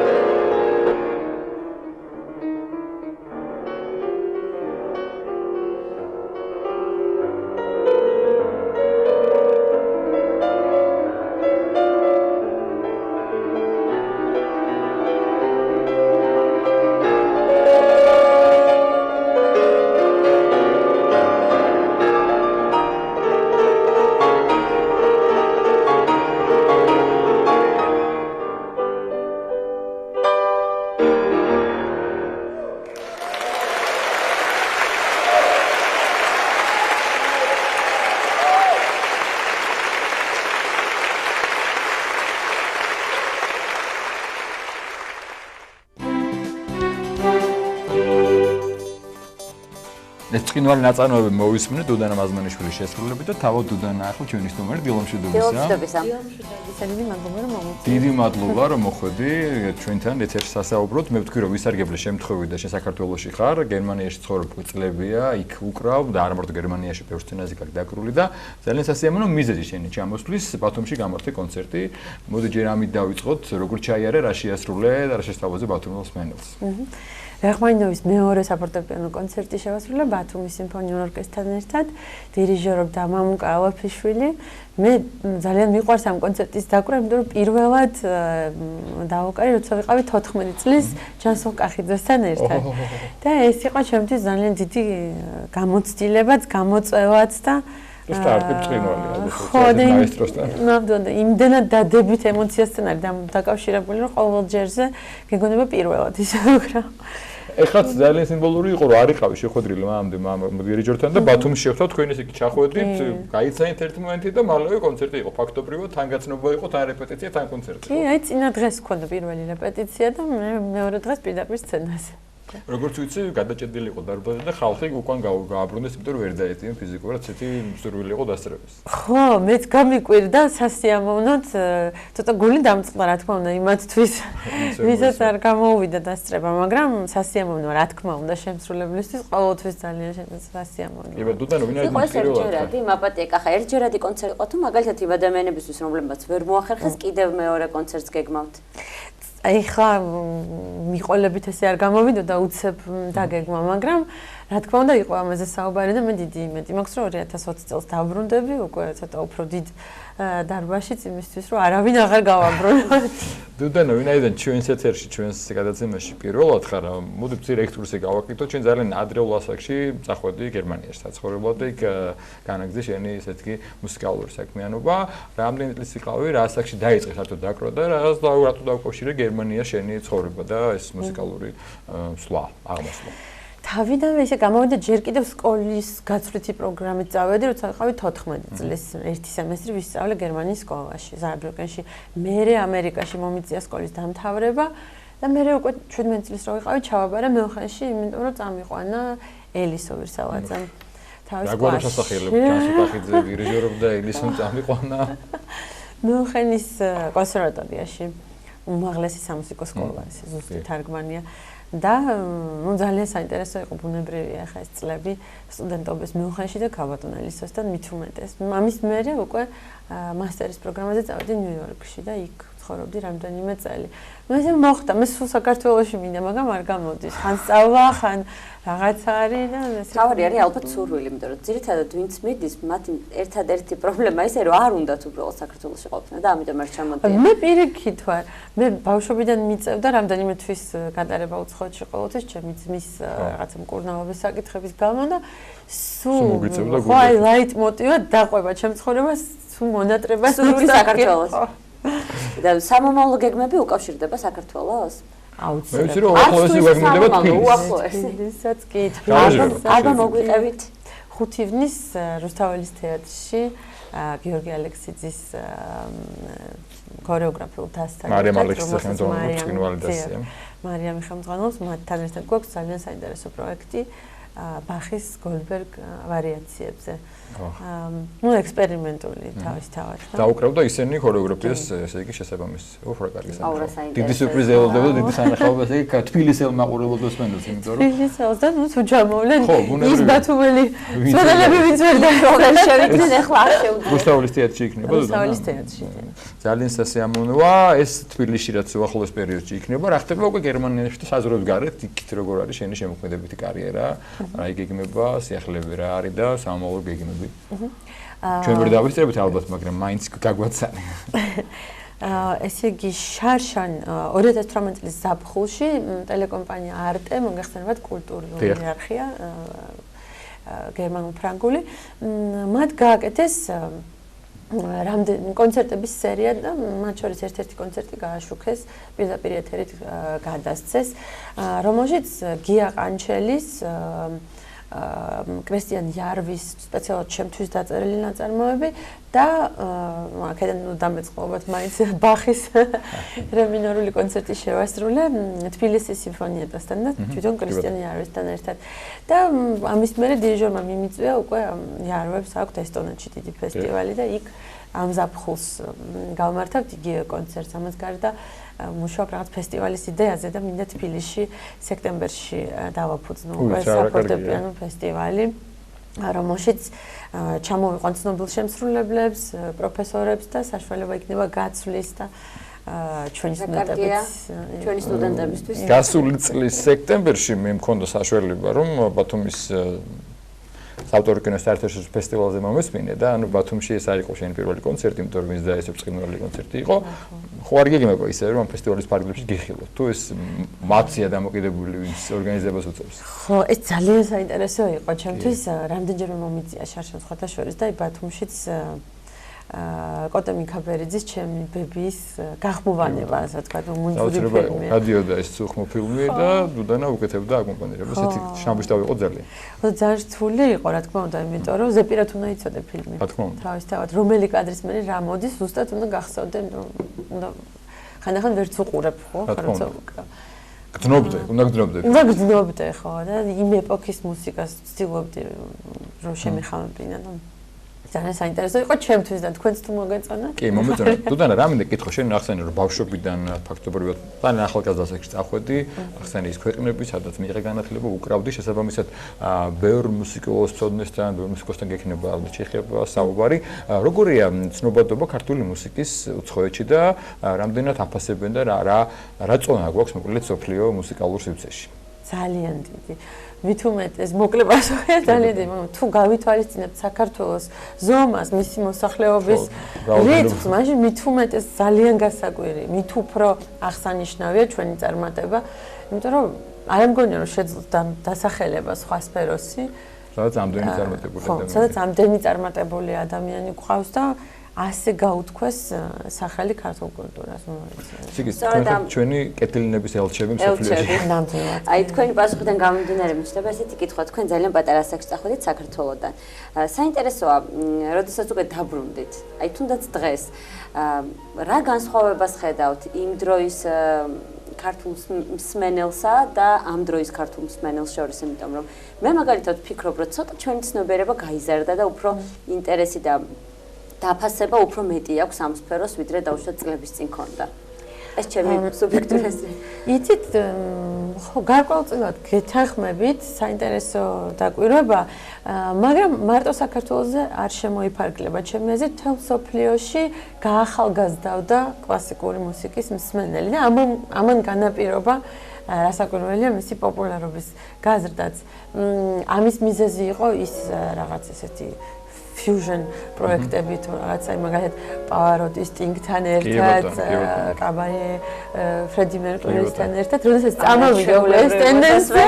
ხო, აი რაღაცა ესე მოხდა, მე ფრიდრიხ გულდა ექსპერიმენტული პროგრამები არ მხოლოდ კლასიკა, მე ნუ ელექტრონული მუსიკა იმდენ შემოიჭრა უკვე კლასიკურშიც და ახალი სიტყვა თქვა, რომ ამან განაპირობა რასაკვირველია და გაახალგაზრდა მსმენელი. კი, ძალიან მისასალმებელია საქართველოშიც და ყველგან მიხარია, როცა ვხედავ არა მხოლოდ ესეთ ლამაზ ვერცხლისფრად გადაპენტილ დარბაზს, არამედ ახალგაზრდებს. ფოტოშორის ჩემი დაკვირვებით არ ვიცი, ხა შეიძლება ვწდები, მაგრამ ბოლო პერიოდში, ბოლო წლებში ამ კუთხით დიდი წვლილი მიუძღვის ნიკოლოზ რაჭველს და მის ორკესტრს, იმიტომ რომ მე ძალიან მიხარია ხოლმე რომ ნიკოლოზის კონცერტზე, როცა ვესწრები და როცა მაქვს საშუალებას ვეძები, სადაც არ უნდა ჩაატაროს ეს ფილარმონია იქნება თუ ოპერის თეატრი, სავსე ყოველთვის და ახალგაზრდები დადიან და ნიკას რომელსაც დღეს რაღაც ცოტა პრობლემები აქვს და იბის შენობისთვის, მოკლედ დიდი წვლილი მიუძღვის ამაში. თუ და არ შემიძლია არ კითხო, შეიძლება ბანალური კითხვა, როგორც მე რომ მეკითხება ვინმე შენი საყვარელი როლია და ვერ პასუხობ, მაგრამ უნდა კითხო, შენი თუ ყავს საყვარელი კომპოზიტორი,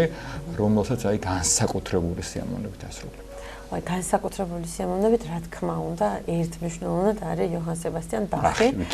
ხო, ყოველთვის იყო, იქნება დარწმუნებული ვარ, მაგრამ გარდა ამისა, იმ მომენტში რასაც ვწავლობ, ის ხდება აუცილებლად საყვარელი ნაწარმოებიც და კომპოზიტორიც.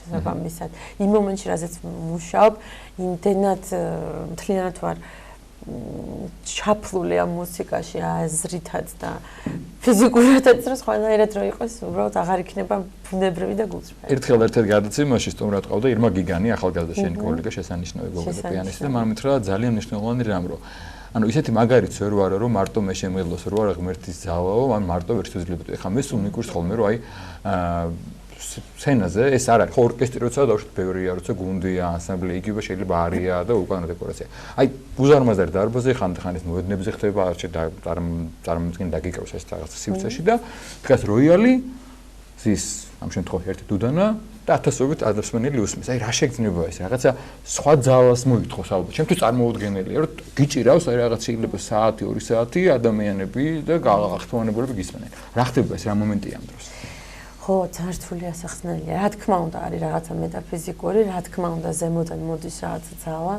ბუნებრივია ადამიანი მაინც წმენის გარეშე რთულია, ხო? თუ არა ეს რაღაც ეციური შთაგონება, ადამიანი მაინც ძალიან პატარაა და ვერ ხო, უსუსურია და რა თქმა უნდა, იმ მომენტში მოდის რაღაცა აუხსნელი და თვითონ ხალხისგანაც ზოგი არის მაგალითად რომ ითრგუნება პირიქით. მე მაგალითად შეგრძნება მაქვს რომ რაც უფრო მეტი ხალხია, მით უფრო ხდება ენერგიის გაცვლაც. რა თქმა უნდა რაღაცა. მეტი პასუხისმგებლობაც არის თავისთავად ალბათ. მაგალითად ძალას გძეს ნამდვილად ეს რაღაცა ზემოდან არის რა თქმა უნდა. ოჯახზეც უნდა გკითხოთ. კარგია როცა წარმატებული ადამიანი კარიერაში, თუმცა არანაკლებ მნიშვნელოვანია რომ მას ქონდეს წარმატებული ოჯახი.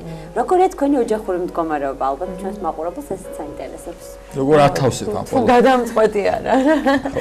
ხო, არა, ბუნებრივია თუ ოჯახში არის ეს სიძლიერე, სიმყარე, ერთმანეთის ნდობა, დაყრდნობა და ერთმანეთის გატანა ხელშეწყობა, მაშინ ბევრად უფრო ადვილი, რა თქმა უნდა, არასოდეს არ არის საქმის კეთება, მაგრამ მით უფრო შესაძლებელია, იმიტომ რომ ძალიან დიდ დაძაბულობასთან, ძალიან დიდ სირთულესთან არის ესეთი შემოქმედებითი კარიერა დაკავშირებული მოგეხსენება ძალიან რთულია, ბევრ მოგზაურობას უკავშირდება და ხელს თუ არ გიტყობს ოჯახი ძალიან რთულია. კი, იმიტომ რომ რა თქმა უნდა ისეთი სიმშვიდე უნდა იყოს, რომ სცენაზეც აბსოლუტურად დაწყნარებული და დამშვიდებული უნდა იყოს ყველა გარეგანი ფაქტორებისგან იმისთვის, რომ არათუ ლაფსუსი არ მოგივიდეს, არამედ იგი მაქსიმალური ემოციაც ჩატოვა მაშინ. კი ბატონო. ამის ოჯახიდან დამშვიდებული უნდა გავიდეს ადამიანი. ისტორიულად უკრათ. ხო, არა, ეს გამორიცხული. რა დროს ატარებ ინსტრუმენტთან დღის განმავლობაში, განსაკუთრებით მაშინ, როცა ამზადებ რომელიმე ნაწარმოებთან კონცერტს? ხო, ეს ძალიან განსხვავებულია. გააჩნია რამდენ ხანში მაგ კონცერტი, გააჩნია რამდენ ადრე შევიტყვი ამის შესახებ, ხანდახან არის ვიღაცა ავადდა. ნაწარმოებსაც გააჩნია. გააჩნია ეს ნაწარმოები რამდენად ხშირად მაქვს დაკრული. თუმცა ზედმეტად საკუთარ თავს არასოდეს არ უნდა ენდო, აი განსაკუთრებით რაშიც ხარ დარწმუნებული, სწორედ ეს არის ყველაზე საშიში. მაგრამ მე ვფიქრობ, მაშინ როცა მოგზაურობ, მაშინ როცა შვილი გყავს და ასევე დრო უნდა დაუთმო ბაღიდან რომ მოვა, 4-5 საათი ყოველ დღე თუ შეძლო სტაბილურად რომ დაუკრავ, იქნები ძალიან კარგ ფორმაში. 5 საათი. ხო, თუმცა ნუ ხდება ისე, რომ საერთოდ ვერ ახერხებ, როცა გზაში ხარ მაგალითად. ან ხდება, რომ ბევრად მეტი გჭირდება, როცა 3-4 დღეში პროკოფიევის სონატა გაგზასწავლი. თუნდაც ერთი რაღაც უნდა გკითხოთ, როდესაც მომღერლები მოდიან ხოლმე სულ ეკითხებით, აი როგორ უვლი ხმას და ეს რაღაც კვერცხის ისტორიები და რაღაც ნაყინის არის. თბილი კოკაკოლა და ასე შემდეგ. ცნობილია ასევე პიანისტის ხელებიც და თითებიც. როგორ უვლით ხელებს? აი მაგალითად ზამთარში განსაკუთრებულად უვლით სიმძიმეებს არ ეკაჩევით და როგორ ხდება თქვენი ხელების მოვლა? სიმძიმეებსაც ვეკაჩევ. ყველაფერს აკეთებ. კი, ნიჭი მაინც გამოდის. არა, ვერ გეტყვით რომ რაღაც განსაკუთრებულად ვუვლი. ერთ-ერთი მნიშვნელოვანია გამოსვლამდე აუცილებლად კუნთებიც უნდა იყოს გახურებული, რაღაცა სპაზმი არ იყოს და რომ თავისუფლად გრძნობდე თავს და ხელები მოყვებოდეს. თითების ვარჯიშები არსებობს სანამ კონცერტზე გახვალთ? კი, მაგრამ ნუ ეს ვარჯიშები რაღაცა უფრო ბავშვობაში. ეხლა უკვე აღარ არის საჭირო. ნუ რაღაცას ვუკრავ იმპროვიზაციას, ან თვითონ იმ ნაწარმოებიდან ადგილებს ბახით მიყვარს ძალიან ხშირად ესე მომზადება. ბახი ძალიან გეხმარება. კი.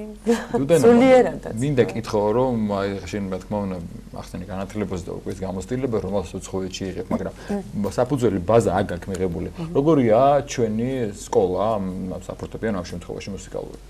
ჩვენი საფორტეპიანო სკოლა არის უძლიერესი და სწორედ ამიტომაც არის პირდაპირ პროპორციული იმ წარმატებასთან, რომელსაც ჩვენი პიანისტები მთელ მსოფლიოში აღწევენ. მოგეხსენებათ, რამდენიმე ახალგაზრდა პიანისტია და რამდენიმე არც თუ ისე ახალგაზრდა უკვე, რომელიც მუდმივად უდიდეს სცენებზე გამოდის. და ძალიან დიდი ტრადიციები აქვს ჯერ კიდევ მეორე მსოფლიო ომის დროსაც, როდესაც მაშინ წამყვანი იყო ერთ-ერთი აქეთ ოსტბლოკში, რა თქმა უნდა, მოსკოვის კონსერვატორია და გამოხიზნულები იყვნენ რაღაცა პერიოდი, ამანაც ძალიან დიდი წვლილი შეიტანა. ხო, უნდა მოუფრთხილდეთ მაქსიმალურად, უნდა გაუფრთხილდეთ ამ ყველაფერს. დოდანა, როგორ რა სახით უზიარებთ თქვენს ცოდნას და გამოცდილებას პატარებს, ახლადაწყებულ პიანისტებს? აი, მუდმივად რო ვასწავლიდე ამის დროს სამწუხაროდ არ მაქვს, თუმცა კლასი ჩემი არ მყავს, მაგრამ ხშირად მიწვევენ საერთაშორისო მასტერკლასებზე. და ესეთ მასტერკლასებს ვატარ ნიუ-იორკის საფორტეპიანო ფესტივალზე მაგალითად რეგულარულად ჩავდივარ და მთელი მსოფლიოდან ჩამოსული სტუდენტები არიან და მათ ვამეცადინებ. კარგია. კონცერტითაც სადაც ჩავდივარ არის ესეთი პროგრამა რაფსოდია სკოლებში, ესე ქვია საერთაშორისო ორგანიზაცია და აი ამ Rhapsody Schools ფარგლებში ხშირად კონცერტის წინ სადაც ჩავდივარ სკოლის მოსწავლეებს ხვდები და ველაპარაკები იმ კონცერტის რეპერტუარზე, ცოტას ვუკრავ, კითხვებს მისვენ. ხანდახან სულ პატარებიც არიან და ძალიან სასიამოვნოა. საინტერესოა. პერსპექტივაში ხედავ დუდანას პედაგოგის ამპლუაში? კი, იმიტომ რომ იმდენად მსიამოვნებს და იმდენად ბევრს ვიძენ მე თვითონაც. მათგანაც, ხო, მაინც ეს რაღაც რაღაც ხალისიანი ხო რაღაც ახალი. ერთი რაღაც მაინტერესებს, როდესაც საზღვარგარეთ ქართველი მიდის, არ აქვს მნიშვნელობა რომელ სფეროში მიდის, ყოველთვის მას ჭირდება ვიღაც ისე ქართველების წრე, რომლებიც მას ეხმარებიან, მიიღებენ თბილად, დაასახლებენ, ასე ვთქვათ. და მე ესეთი ადამიანები, რომლებსაც დაეხმარნენ, თვითონ ხდებიან ხოლმე უკვე მომავალი თაობის დამხმარებლები. თქვენ შემთხვევაში როგორ მოხდა? ჩახვედით გერმანიაში აბსოლუტურად ცარიელ გარემოში და ყველაფრის საკუთარი ხელით დაგჭირდათ მოპოვება თუ იყვნენ იქ ქართველი უკვე წინა თაობის წარმატებული ადამიანები, რომლებიც დაგეხმარნენ ამ გზის გაყოლაში? მე ჩავედი 90-იან წლებში გერმანიაში გავიზარდე მეცნიერის და მუსიკოსის ოჯახში და ამიტომ ბუნებრივი იყო რომ ჩავედი ხელში 50 მარკით. ხო და რა თქმა უნდა ძალიან რთული იყო ხა სტუდენტისთვის თავიდან, მაგრამ გამიმართლა პირველ რიგში, იმიტომ რომ ელისო ვირსალაძე დამხვდა იქ. და ამ მუსიკალურ ოჯახში ბუნებრივია მაშინვე მიმიღო და გარდა ამისა მე მაშინვე რაღაცა სტიპენდიები მომცეს ჩაბარებულს. ადამიანები არ იკარგებიან არსად. დაიწყო და გრძელდება. ძალიან გვიხარდა დუდანა ჩვენი სტუმარი იყავი, გვესაუბრეთ და აი ივნისის პროექტის თუ გვეცადე როცა ჩამოყვა გამიხარდა ძალიან. გისურვებ წარმატებებს გერმანიაში მოყვაზე ქართველი პიანისტ დუდანა მაზმანიშვილი იყო ჩვენი სტუმარი. და 2 აპრილი ასევე წიგნი, საბავშვო წიგნის საერთაშორისო დღე. ამ თემასთან დაკავშირებით ჩვენმა ჟურნალისტმა ელენე ვატაჭიკორიამ მომწოდა სიუჟეტი და მოდით ერთად ვნახოთ თუ რა მნიშვნელობა აქვს ბავშვებისთვის ადრეულ ასაკში ლიტერატურის საკითხს, ზოგადად ზღაპრების კითხვას. უკვე 50 წელზე მეტია, რაც ყოველ 2 აპრილს მსოფლიოს არაერთ ქვეყანაში ყურადღების ეპიცენტრში კვლავ ხდება წიგნები და საბავშვო ლიტერატურა. ცნობილი პოეტები, მეზღაბრეები და ილუსტრატორები კი ბავშვებთან შეხვედრებს მართავენ და ცდილობენ ამ ფორმით საბავშვო წიგნების პოპულარიზაცია მოახდინონ. მშობლები კი წიგნის მნიშვნელობაზე კიდევ ერთხელ დააფიქრონ. ამ დღის დაარსება კი ცნობილი საბავშვო მწერლის ჰანს კრისტიან ანდერსენის დაბადების დღეს უკავშირდება. როლს თამაშობს ბავშვის განვითარებაში წიგნი და რა თვისებებს ავითარებს მხატვრული ლიტერატურა. აღნიშნულ საკითხზე ფსიქოლოგი ნანა ჩაჩუა გვესაუბრა. წიგნის კითხვას ყოველთვის ქონდა, აქვს და ექნება განსაკუთრებული მნიშვნელობა, რადგან მისი მეშვეობით ხდება ყველაზე მეტად ემოციური ინტელექტის განვითარება. ემოციური ინტელექტი კი, ციფრული ტექნოლოგიის ეპოქაში განსაკუთრებულ მნიშვნელობას იძლევა. წიგნებთან ურთიერთობა არის უპირველესი ის, რომ ადამიანი ადამიანად დარჩეს. დღეს საბავშვო წიგნები სულაც აღარ არის ისეთი ხარიბი და ერთფეროვანი, როგორც ეს წლების წინ იყო. წიგნის მაღაზიებში არსებული მრავალფეროვანი არჩევანი კი მშობლისთვის დიდი თავსატეხიც გახდა. ამიტომ მათ იმაზე ფიქრიც უწევთ, თუ როგორ შევარჩიოთ ბავშვისთვის სწორად ასაკობრივი ლიტერატურა და ზღაპრები. ბავშვებს იმ თავითვე, ვიდრე თავად მეტყველებას დაიწყებდნენ, ვიდრე კითხვას დაიწყებდნენ, სულ ზღაპრებით უნდა ველაპარაკოთ, მაგრამ მით უმეტეს თუ მას იმ ასაკში, როდესაც შეუძლია რომ ხელით შეეხოს წიგნს, დაათვალიეროს სურათები, ზღაპრები უნდა უკითხოთ. ზღაპრებში არის აი ასეთი შესავალი. იყო და არა იყო რა. ანუ ზღაპარი რა არის? ის რაც არის, ის რაც არ არის და რაც შეიძლება იყოს. და ყველა ზღაპარი სიკეთით თავდება. არის ზღაპრებში, როდესაც არის აი შეჭიდება ბოროტსა და კეთილს შორის. ეს ხო ცხოვრება. დიახ, აი ესაა ცხოვრება, კეთილისა და ბოროტის შეჭიდება. და საბოლოო ჯამში ყოველთვის იმარჯვებს სიკეთე. როგორც ფსიქოლოგი გვიხსნის იმისთვის, რომ ბავშვმა შეიყვაროს წიგნი და გახდეს მკითხველი, უდიდესი როლი ენიჭება მშობელს. სწორედ მასზეა დამოკიდებული, თუ როგორი ინტერესი ექნება ბავშვს მომავალში ლიტერატურის მიმართ. კომპიუტერებმა, ტელეფონებმა, რომელსაც უამრავი რამ შეუძლიათ, ხო? წაართვა ბავშვებს ბავშვობა. მშობლებს შვილები, ბავშვებს მშობლები და როდესაც მშობლები არიან თავად აი ამ ტექნიკით ასე გატაცებული და ჩართული, თავისთავად ცხადია, რომ მაგალითსაც ბავშვები ღებულობენ.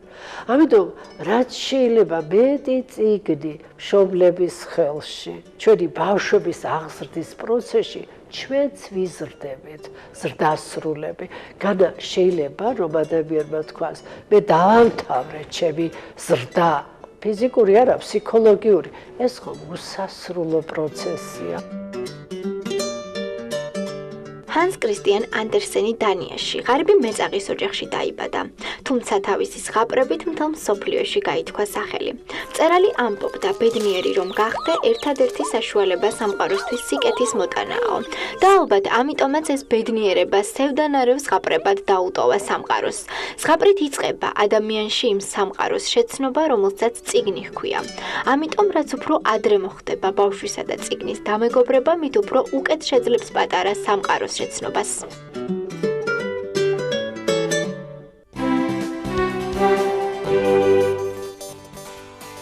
ტურიზმის ეროვნულ ადმინისტრაციას ახალი ხელმძღვანელი ყავს, თუ რა სიახლეებია და გეგმილი რა არის პროგრამა, პრიორიტეტები, ამაზე ჩვენი სტუმარი მარიამ ქრივიშვილი საუბრობს. დიდი მადლობა მოგზაურობისთვის, რომ დაგვიტყვეთ, რომ ძალიან დაკავებული ხართ, ვიცი და კარგია თქვენი დაკავებულობა ნიშნავს იმას, რომ ტურიზმის განვითარებაზე ბევრს ვფიქრობთ. ახალი ხელმძღვანელი ბრძანდებით ამ კუთხით, ზოგადად ბოლო წლებში ძალიან გაიზარდა ტურისტული პოტენციალი და ქვეყნის პრიორიტეტია ერთ-ერთი. თქვენ რა გეგმები გაქვთ იმისთვის, რომ უფრო მეტად გაიზარდოს ჩვენი ქვეყანა ტურისტული პოტენციალით? გეგმები ძალიან ბევრი გვაქვს, ალბათ რამდენიმე ისეთი გამოკვეთილი მიმართულება, რაც გულისხმობს თავის მხრივ ქვეყნის ტურისტული პროდუქტის კიდევ უფრო მეტად განვითარებას, იმისთვის რომ გქონდეს კიდევ უფრო მრავალფეროვანი ტურისტული მიმართულებები, ისევე როგორც პროდუქტები, იმისთვის რომ კიდევ უფრო მეტი ტურისტი ჩამოვიდეს, ეს ერთი და მეორე რომ ერთხელ ჩამოსული ტურისტი დაბრუნდეს ისევ უკან და მერე ურჩიოს, ასე ვთქვათ, საქართველოს მის, ასე ვთქვათ, მეგობრებს, ოჯახის წევრებს, რაც ძალიან მნიშვნელოვანია საერთაშორისო ბაზარს.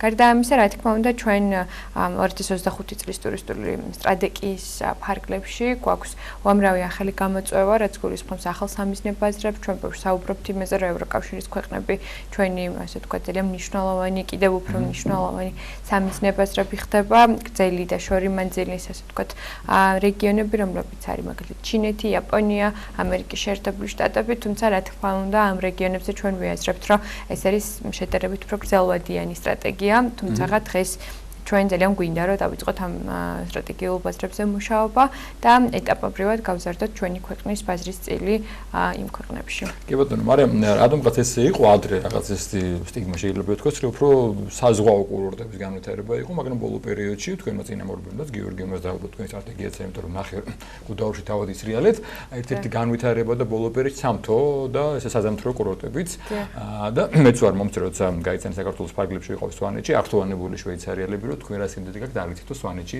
თეთრმულზე გვესაუბრებოდნენ. ზოგადად ჩვენ ქვეყანაში დიდი პოტენციალი აქვს ყველა კუთხით, ზღვა, მთა და ასე შემდეგ.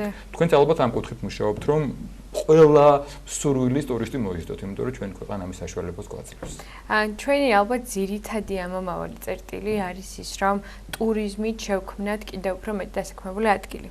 ჩვენი ქვეყნის მოქალაქეებისთვის და როგორ ვიმუშაოთ ისე, რომ ძალიან ბევრ ადამიანზე და ფაქტობრივად ყველაზე აისახებოდეს და მათ კეთილდღეობაზე ეკონომიკურად ქვეყანაში ტურიზმის განვითარება. რაც ბუნებრივია, ვერ შეუძლებელია, რომ ესე რაღაცა სწრაფი ტემპებით გაკეთდეს, თუ ჩვენ არ ვიზრუნებთ და ძალიან მნიშვნელოვანი რო აღინიშნოს, რომ ამაზე უკვე დიდი ხანია ხდება მუშაობა და ჩვენი ძირითადი პრიორიტეტიც იქნება, რომ ის კურორტები, რომლებიც დღეს სეზონის, ერთი სეზონის, ასე ვთქვათ, კურორტები არის, გავხადოთ 4 სეზონის და მათ შორის ეს არის სამთო-სათხილამურო კურორტები, რომლებიც თქვენ აღნიშნეთ, ჩვენ ერთის მხრივ ძალიან ამაყები ვართ, რომ გვაქვს ისეთი ტურისტული პროდუქტი, როგორც არის გუდაური, რომელიც ფაქტობრივად უკვე ძალიან ახლოს არის თბილისთან, რაც აძლევს ბევრ ტურისტს იმის საშუალებას, რომ თუნდაც ერთდღიანი ვიზიტებით ავიდნენ, ასევე შიდა ტურიზმი, რომელიც ძალიან მნიშვნელოვანია, რომ მეტ ქართველს მივცეთ საშუალება, რომ ასე ვთქვათ, საქართველოში იმოგზაუროს. აღსანიშნავია გოდერძის სათხილამურო კურორტის ძალიან დიდი პოტენციალი, რაც თავის მხრივ აჭარის რეგიონს მისცემს იმის საშუალებას, რომ ზამთარშიც ძალიან დიდი რაოდენობის ტურისტებს უმასპინძლოს, რაც ალბათ ერთ-ერთი ძალიან მნიშვნელოვანი გამოწვევაა და ძალიან სწორია და საჭირო, რა თქმა უნდა, თუმცა ამის ხო ვის ყოფილა გოდერძიზე და ვისაც უნახავს ეს ფანტასტიკური კურორტი და უსრიალია. ყველა თანხმდებით, რომ ეს ნამდვილად არის ის ერთ-ერთი, ასე ვთქვათ, ღირებული მიმართულება. და სადაც მიმდინარეობს უკვე არაერთი ინფრასტრუქტურული მიმართულება სახელმწიფოს თავის მხრივ ძალიან ბევრ აქტივობებს აკეთებს და სვანეთი ისევე როგორც ბაკორიანი. თავისთავად.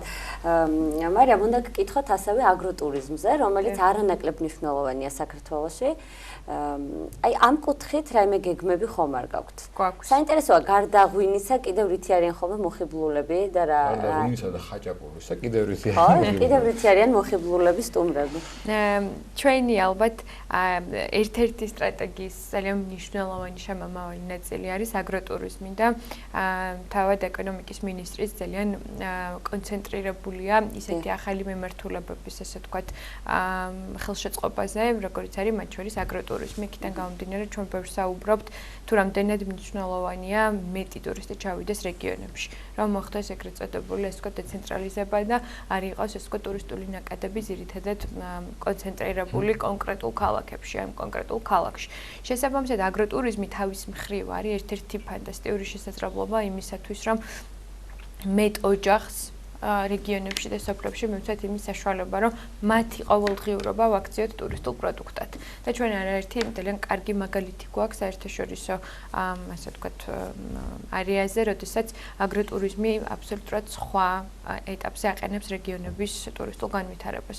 რა პროდუქტები აინტერესებთ, ეს შეიძლება იყოს ნებისმიერი რამ და დაგეთანხმებოდით, რომ გარდა ღვინისა, რომელიც ჩვენი ერთ-ერთი ძალიან საამაყო სავიზიტო ბარათი და განსაკუთრებით საერთაშორისო არეალზე დღეს უკვე ყველა საუბრობს, რომ ქვეყანა საქართველო, რომელმაც პირველად შექმნა ღვინო, თუმცა ჩვენ არა ნაკლებ საამაყო გვაქვს ის ჩვენი კულინარია, ყველი, ისევე როგორც სხვა აგროპროდუქცია, რომელიც დღემდე, ასე ვთქვათ, გამორჩეულია მისი, ასე ვთქვათ, ეგრეთ წოდებული ორგანული და ბიო მიმართულებით, რადგან ჩვენ ვიცით. მარიამ, რამდენიმე დღის წინ გავცელდა კადრები თქვენი შეხვედრა ამერიკის ელჩის მოვალეობის შემსრულებელთან. საინტერესო ალბათ ეს უკავშირდებოდა რაც თქვენ ბრძანეთ იმ იდეას, რომ ამერიკიდან ტურისტები მოვიდოთ. მე ამას მოყვა ესეთი საუბარი Facebook-ში, რომ შეიძლება დაინიშნოს პირდაპირ რეისები, ეს ალბათ ძალიან შორეულ პერსპექტივაა, მაგრამ საინტერესოა რა მოისმენთ ამერიკის ელჩის მოვალეობის შემსრულებლებიდან და როგორია მათი დამოკიდებულება თუნდაც ამერიკული ტურისტების ჩამოსვლაზე საქართველოში. ჩვენ გვქონდა ძალიან ძალიან კარგი და პროდუქტიული შეხვედრა. რა თქმა უნდა, მნიშვნელოვანია აღინიშნოს, რომ ჩვენ ძალიან მჭიდროდ თანამშრომლობთ საელჩოსთან, ისევე როგორც დონორ ორგანიზაციებთან, რომლებიც ძალიან დიდ მხარდაჭერას უცხადებენ ქვეყანას და უფრო ასე ვთქვათ, ჩვენ შემთხვევაში ტურიზმის ეროვნულ ადმინისტრაციას. საუბრისას ჩვენ ბევრი ვისაუბრეთ იმის შესახებ, თუ როგორ შეიძლება რომ საქართველოს კიდევ უფრო მეტად ცნობადი გავხადოთ ამერიკის ტურისტულ ბაზარზე, როგორ შეიძლება რომ ერთად მჭიდროდ ვიმუშაოთ იმისთვის, რომ მეტი ამერიკელი ჩამოვიდეს ქვეყანაში. რაც შეეხება თქვენ კითხვას პირდაპირ ისებთან დაკავშირებით, რა თქმა უნდა, ეს არის ძალიან დიდი სურვილი გვაქვს ჩვენ ამის, თუმცა რა თქმა უნდა, ეს არის სავარაუდოდ გრძელვადიანი მიზანი და მისია, თუმცა საუბრისას ჩვენ ვისაუბრეთ თუ რაოდენ კარგი იქნებოდა ორ ქვეყანას შორის კიდევ უფრო მეტად ასე ვთქვათ მჭიდრო კავშირისთვის, ტურისტული ნაკადისთვის. იცით რა მაინტერესებს? რას აკეთებს ეროვნული ადმინისტრაცია, ტურიზმის ეროვნული ადმინისტრაცია იმისთვის, რომ ახალი ტურისტები მოვიზიდოთ ევროპის სხვადასხვა ქვეყნებიდან. როგორია კონკრეტულად თქვენი მუშაობის სტრატეგია. ანუ როგორც ვიცი, სხვადასხვა უცხოელ ჟურნალისტებს ხვდებით და მაქსიმალურ ცნობადობას რამდენიმე საქართველოს შესახებ გადის ხოლმე? რამდენიმე მიმართულებით გვიწევს მუშაობა. აქედან გამომდინარე, რომ საკმაოდ კონკურენტუნარიანი გარემოა ზოგადად მსოფლიო ტურისტულ ბაზარზე. აქედან გამომდინარე, სამწუხაროდ საბედნიეროდ არ გვაქვს იმის ფუფუნება, რომ მხოლოდ ერთი მიმართულებით, ასე ვთქვათ, ვიმუშაოთ ქვეყნის ნაბადობის გასაზრდელად. ერთ-ერთი მნიშვნელოვანი მიმართულება ეს არის თქვენ აღნიშნეთ, რომ ვიდეო რგოლები ამჟამად მიმდინარეობს ქვეყნის საიმიჯო, ასე ვთქვათ, სარეკლამო აქტივობები მსოფლიო დონის, ასე ვთქვათ, არხზე, რომელიც არის Bloomberg-ი და მოიცავს ძალიან ბევრ ჩვენ სტრატეგიულ ქვეყანას. ასევე ჩვენთან არის უამრავი პირდაპირი მარკეტინგული მიმართულებები, როგორიც არის სოციალურ ქსელებში, ისევე როგორც საერთაშორისო მედიაში, რომელიც შეიძლება ადგილობრივად ლოკალურად იყოს ძალიან ასე ვთქვათ, პრესტიჟული და ძალიან რეიტინგული. ჩვენ ახალი ხედვებით გვინდა რომ ვაწარმოოთ მარკეტინგული აქტივობები, როგორც მოგეხსენებათ, გვაქვს სტრატეგიიდან გამომდინარე, ჩვენ უკვე ფაქტობრივად ძალიან კარგი სიზუსტით ვიცით კონკრეტულ ბაზრებზე, როგორი ტურისტები არიან და ამ ტურისტებს რა ენაზე უნდა ვესაუბროთ და რომელი ტურისტული პროდუქტი უნდა შევთავაზოთ იმისთვის, რომ მათ სრული კავშირით ჩამოვიდნენ საქართველოში. ამავდროულად ჩამოდის მესამე კრიტერიუმი, რაც გულისხმობს იმას, რომ რომელი არხები უნდა გამოვიყენოთ საკომუნიკაციოდ იმისთვის, რომ სწორედ ვესაუბროთ ახალგაზრდებს, სწორედ ვესაუბროთ ასე ვთქვათ, ოჯახებს და ასე შემდეგ. გარდა ამისა, რა თქმა უნდა, დავდივართ ძალიან ბევრ გამოფენებაზრობაში, რომელიც ტურისტულად ძალიან მნიშვნელოვანია და ყველა ქვეყანა დადის ჩვენთან ერთად მუდმივად დადის კერძო სექტორი საქართველოში, ასე ვთქვათ, ოპერირებადი, სადაც ერთობლივად ვამყარებთ ბიზნეს ურთიერთობებს. გარდა ამისა თქვენ ბრძანეთ რომ ჩამოყავს უამრავი ცნობილი ჟურნალისტი საქართველოში ჩვენი სამიზნე ბაზრებიდან იგივე ამერიკა რომელიც მიუხედავად იმისა რომ შორეული ასე ვთქვათ გრძელვადიანია დღეს ჩვენ ჩამოყავს იმისთვის რომ მეტმა ასე ვთქვათ გავლენიანმა ჟურნალისტმა დაწეროს საქართველოს შესახებ ისევე როგორც ევროპა ისევე როგორც სხვა მეზობელი ქვეყნებიდან რომელიც რა თქმა უნდა ასევე ძალიან დიდი მნიშვნელობის მატარებელია. მე ვფიქრობ ერთ-ერთი უმთავრესი პრობლემა ჯერ კიდევ პრობლემა შეიძლება არ დავარქოთ, მაგრამ ჩემი აზრით, ჩემ თავადაც ვიტყვი, რომ ჩვენ კარგად ჩვენ მოქალაქეებაც კი არ ვიცით, ჩვენი ქვეყნის პოტენციალი ტურისტული ძალიან ბევრს მოგზაურობთ, მე მაგალითად ვიზრდები მოგზაურობაზე და ჩემი ქვეყანა რო არა ტურისტული ეროვნული ადმინისტრაცია და ჩემი საყვარელი პროექტი გაიცენა საქართველოს, ნანახი არ მექნებოდა. ამ კუთხით თუ ფიქრობთ, თქვენ თუ აგრძელებთ ამ მუშაობას, რომ ჩვენვე შევისწავლოთ ჩვენი ქვეყანა. კარგად, იმიტომ რომ მართლა საოცარი ქვეყანა გვაქვს, საოცარი ადგილები და არ ვიცი, შესაშვები ყველა ქვეყნისთვის და ეს ჩემი საყვარელი პროექტი გაიცენა საქართველოს დიახ, როგორც აღნიშნეთ, ანალოგიურად მნიშვნელოვანია, რომ მეტ ჩვენს მოქალაქეს გაუჩინოთ იმის სურვილი, რომ პირველ რიგში გაიცნოს თუ რა ტურისტული პროდუქტი გვაქვს და საერთოდ რისთვის ჩამოდის საქართველოში 8,600,000 ვიზიტორი. შესაბამისად, მე ვფიქრობ, რომ ძალიან პოზიტიური ტრენდი მიმდინარეობს, ბევრ ქართველს აქვს იმის სურვილი, რომ დაისვენოს საქართველოში, მიმოგზაუროს, კარგია, რომ მოკლევადიანი, ასე ვთქვათ, ვიზიტები ფიქსირდება უფრო მეტი, რაც ნიშნავს იმას, რომ რა თქმა უნდა, ჩვენივე, ასე ვთქვათ, ჩვენ თვითონვე ხელს უწყობთ ჩვენივე ქვეყნის ეკონომიკურ განვითარებას, ეს მნიშვნელოვანია. რაც შეეხება გაიცანი საქართველოს როგორც მოგიხსენებათ მიმდინარეობს და გრძელდება. ჩვენთვის ძალიან სასიხარულოა რომ ხედავთ რომ ასეთი დაინტერესება არის თქვენი კოლეგებისგან და შესაბამისად ჩვენ მადლობლები ვართ რომ თქვენ გვერდჩიგვით გახართ ამ მთელ პროცესში იმისთვის რომ ერთობლივად მეტ ქართველს გაუჩინოთ სურვილი ქვეყანაში მოგზაურობას. მაგრამ არის კიდევ ერთი მოდი პრობლემას დავარქმევ, გიდები. ხდება თუ არა მათი გადამზადება და გვყავს თუ არა ესეთი კვალიფიციური გიდები, რომლებმაც მართლა კარგად იციან ის, რაზეც საუბრობენ და შეუძლიათ უცხოელს თავის ენაზე კარგად აუხსნათ ჩვენი ქვეყნის ისტორია იქნება ეს თუ ნებისმიერი ინფორმაცია მიეწოდონ თავის ენაზე გამართულად და კარგად. დიახ. რამდენიმე დღის წინ ჩვენ დავაანონსეთ იმ პროექტის გახსნა, რომელიც წლის დასაწყისში ეკონომიკის მინისტრმა თავის მხრივ, ასე ვთქვათ, ინიციატივა გამოიჩინა, ეს ეხება ძალიან დიდ მასშტაბურ გადამზადების პროგრამას და არა მხოლოდ გიდები, რა თქმა უნდა, ერთ-ერთი ძალიან მნიშვნელოვანი შემომავალი კომპონენტი არის, ეს იყო საკმაოდ ისეთი მნიშვნელოვანი პროექტი, რომლის ასე ვთქვათ, პირდაპირ ასე ვთქვათ, სულის ჩამდგმელი იყო ეკონომიკის სამინისტრო. შესაბამისად, ჩვენ ამ ფორმატის ფარგლებში და ამ პროექტის ფარგლებში, როგორც ტურიზმის ეროვნული ადმინისტრაცია წლის ბოლომდე გადამამზადებ დაახლოებით 2000-მდე ადამიანს. ძირითადად ეს პროექტი ხორციელდება რეგიონებში, საქართველოს რეგიონებში, ისევე როგორც დედაქალაქში. შინაარსი აღნიშნული პროექტის არის ის, რომ ჩვენ ჩავატარებთ ისეთ ტრეინინგებს და ისეთ თემატურ ტრეინინგებს, როგორიც ეხება მაგალითად ღვინის გიდი, კულტურული გიდი, სამთო გიდი და ასე შემდეგ, ასევე როგორ უნდა იმართოს საოჯახო ტიპის სასტუმრო, მომსახურების ხარისხის გაუმჯობესება, უცხო ენა და ასე შემდეგ, რომელიც იქნება რაც ყველაზე მნიშვნელოვანია სრულებით უფასო.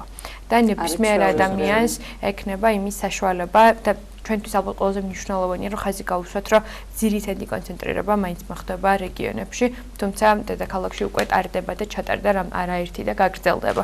რატოა ეს მნიშვნელოვანი? იმისთვის რომ ჩვენ ერთის მხრივ, რა თქმა უნდა, გვინდა ის განვითარების ტემპი, რომელიც გვიჭირავს და ასევე ის გამოწვევები ტურიზმი ძალიან სწრაფად განვითარდა. და რა თქმა უნდა, ჩვენ ყველას გვჭირდება, რომ დავეციოთ იმ, ასე ვთქვათ, მოლოდინებს, რაც საერთაშორისო ვიზიტორებს გააჩნიათ. შესაბამისად, არსებული პროექტი და მე ნამდვილად არ ვიქნები ალბათ სუბიექტური რომ ვთქვა, რომ ეს არის ალბათ წლის პროექტი იმისთვის, რომ ამდენ ადამიანს და 2000 ადამიანი დღეს ჩვენ ვიძახით ცოტა მინიმალურად.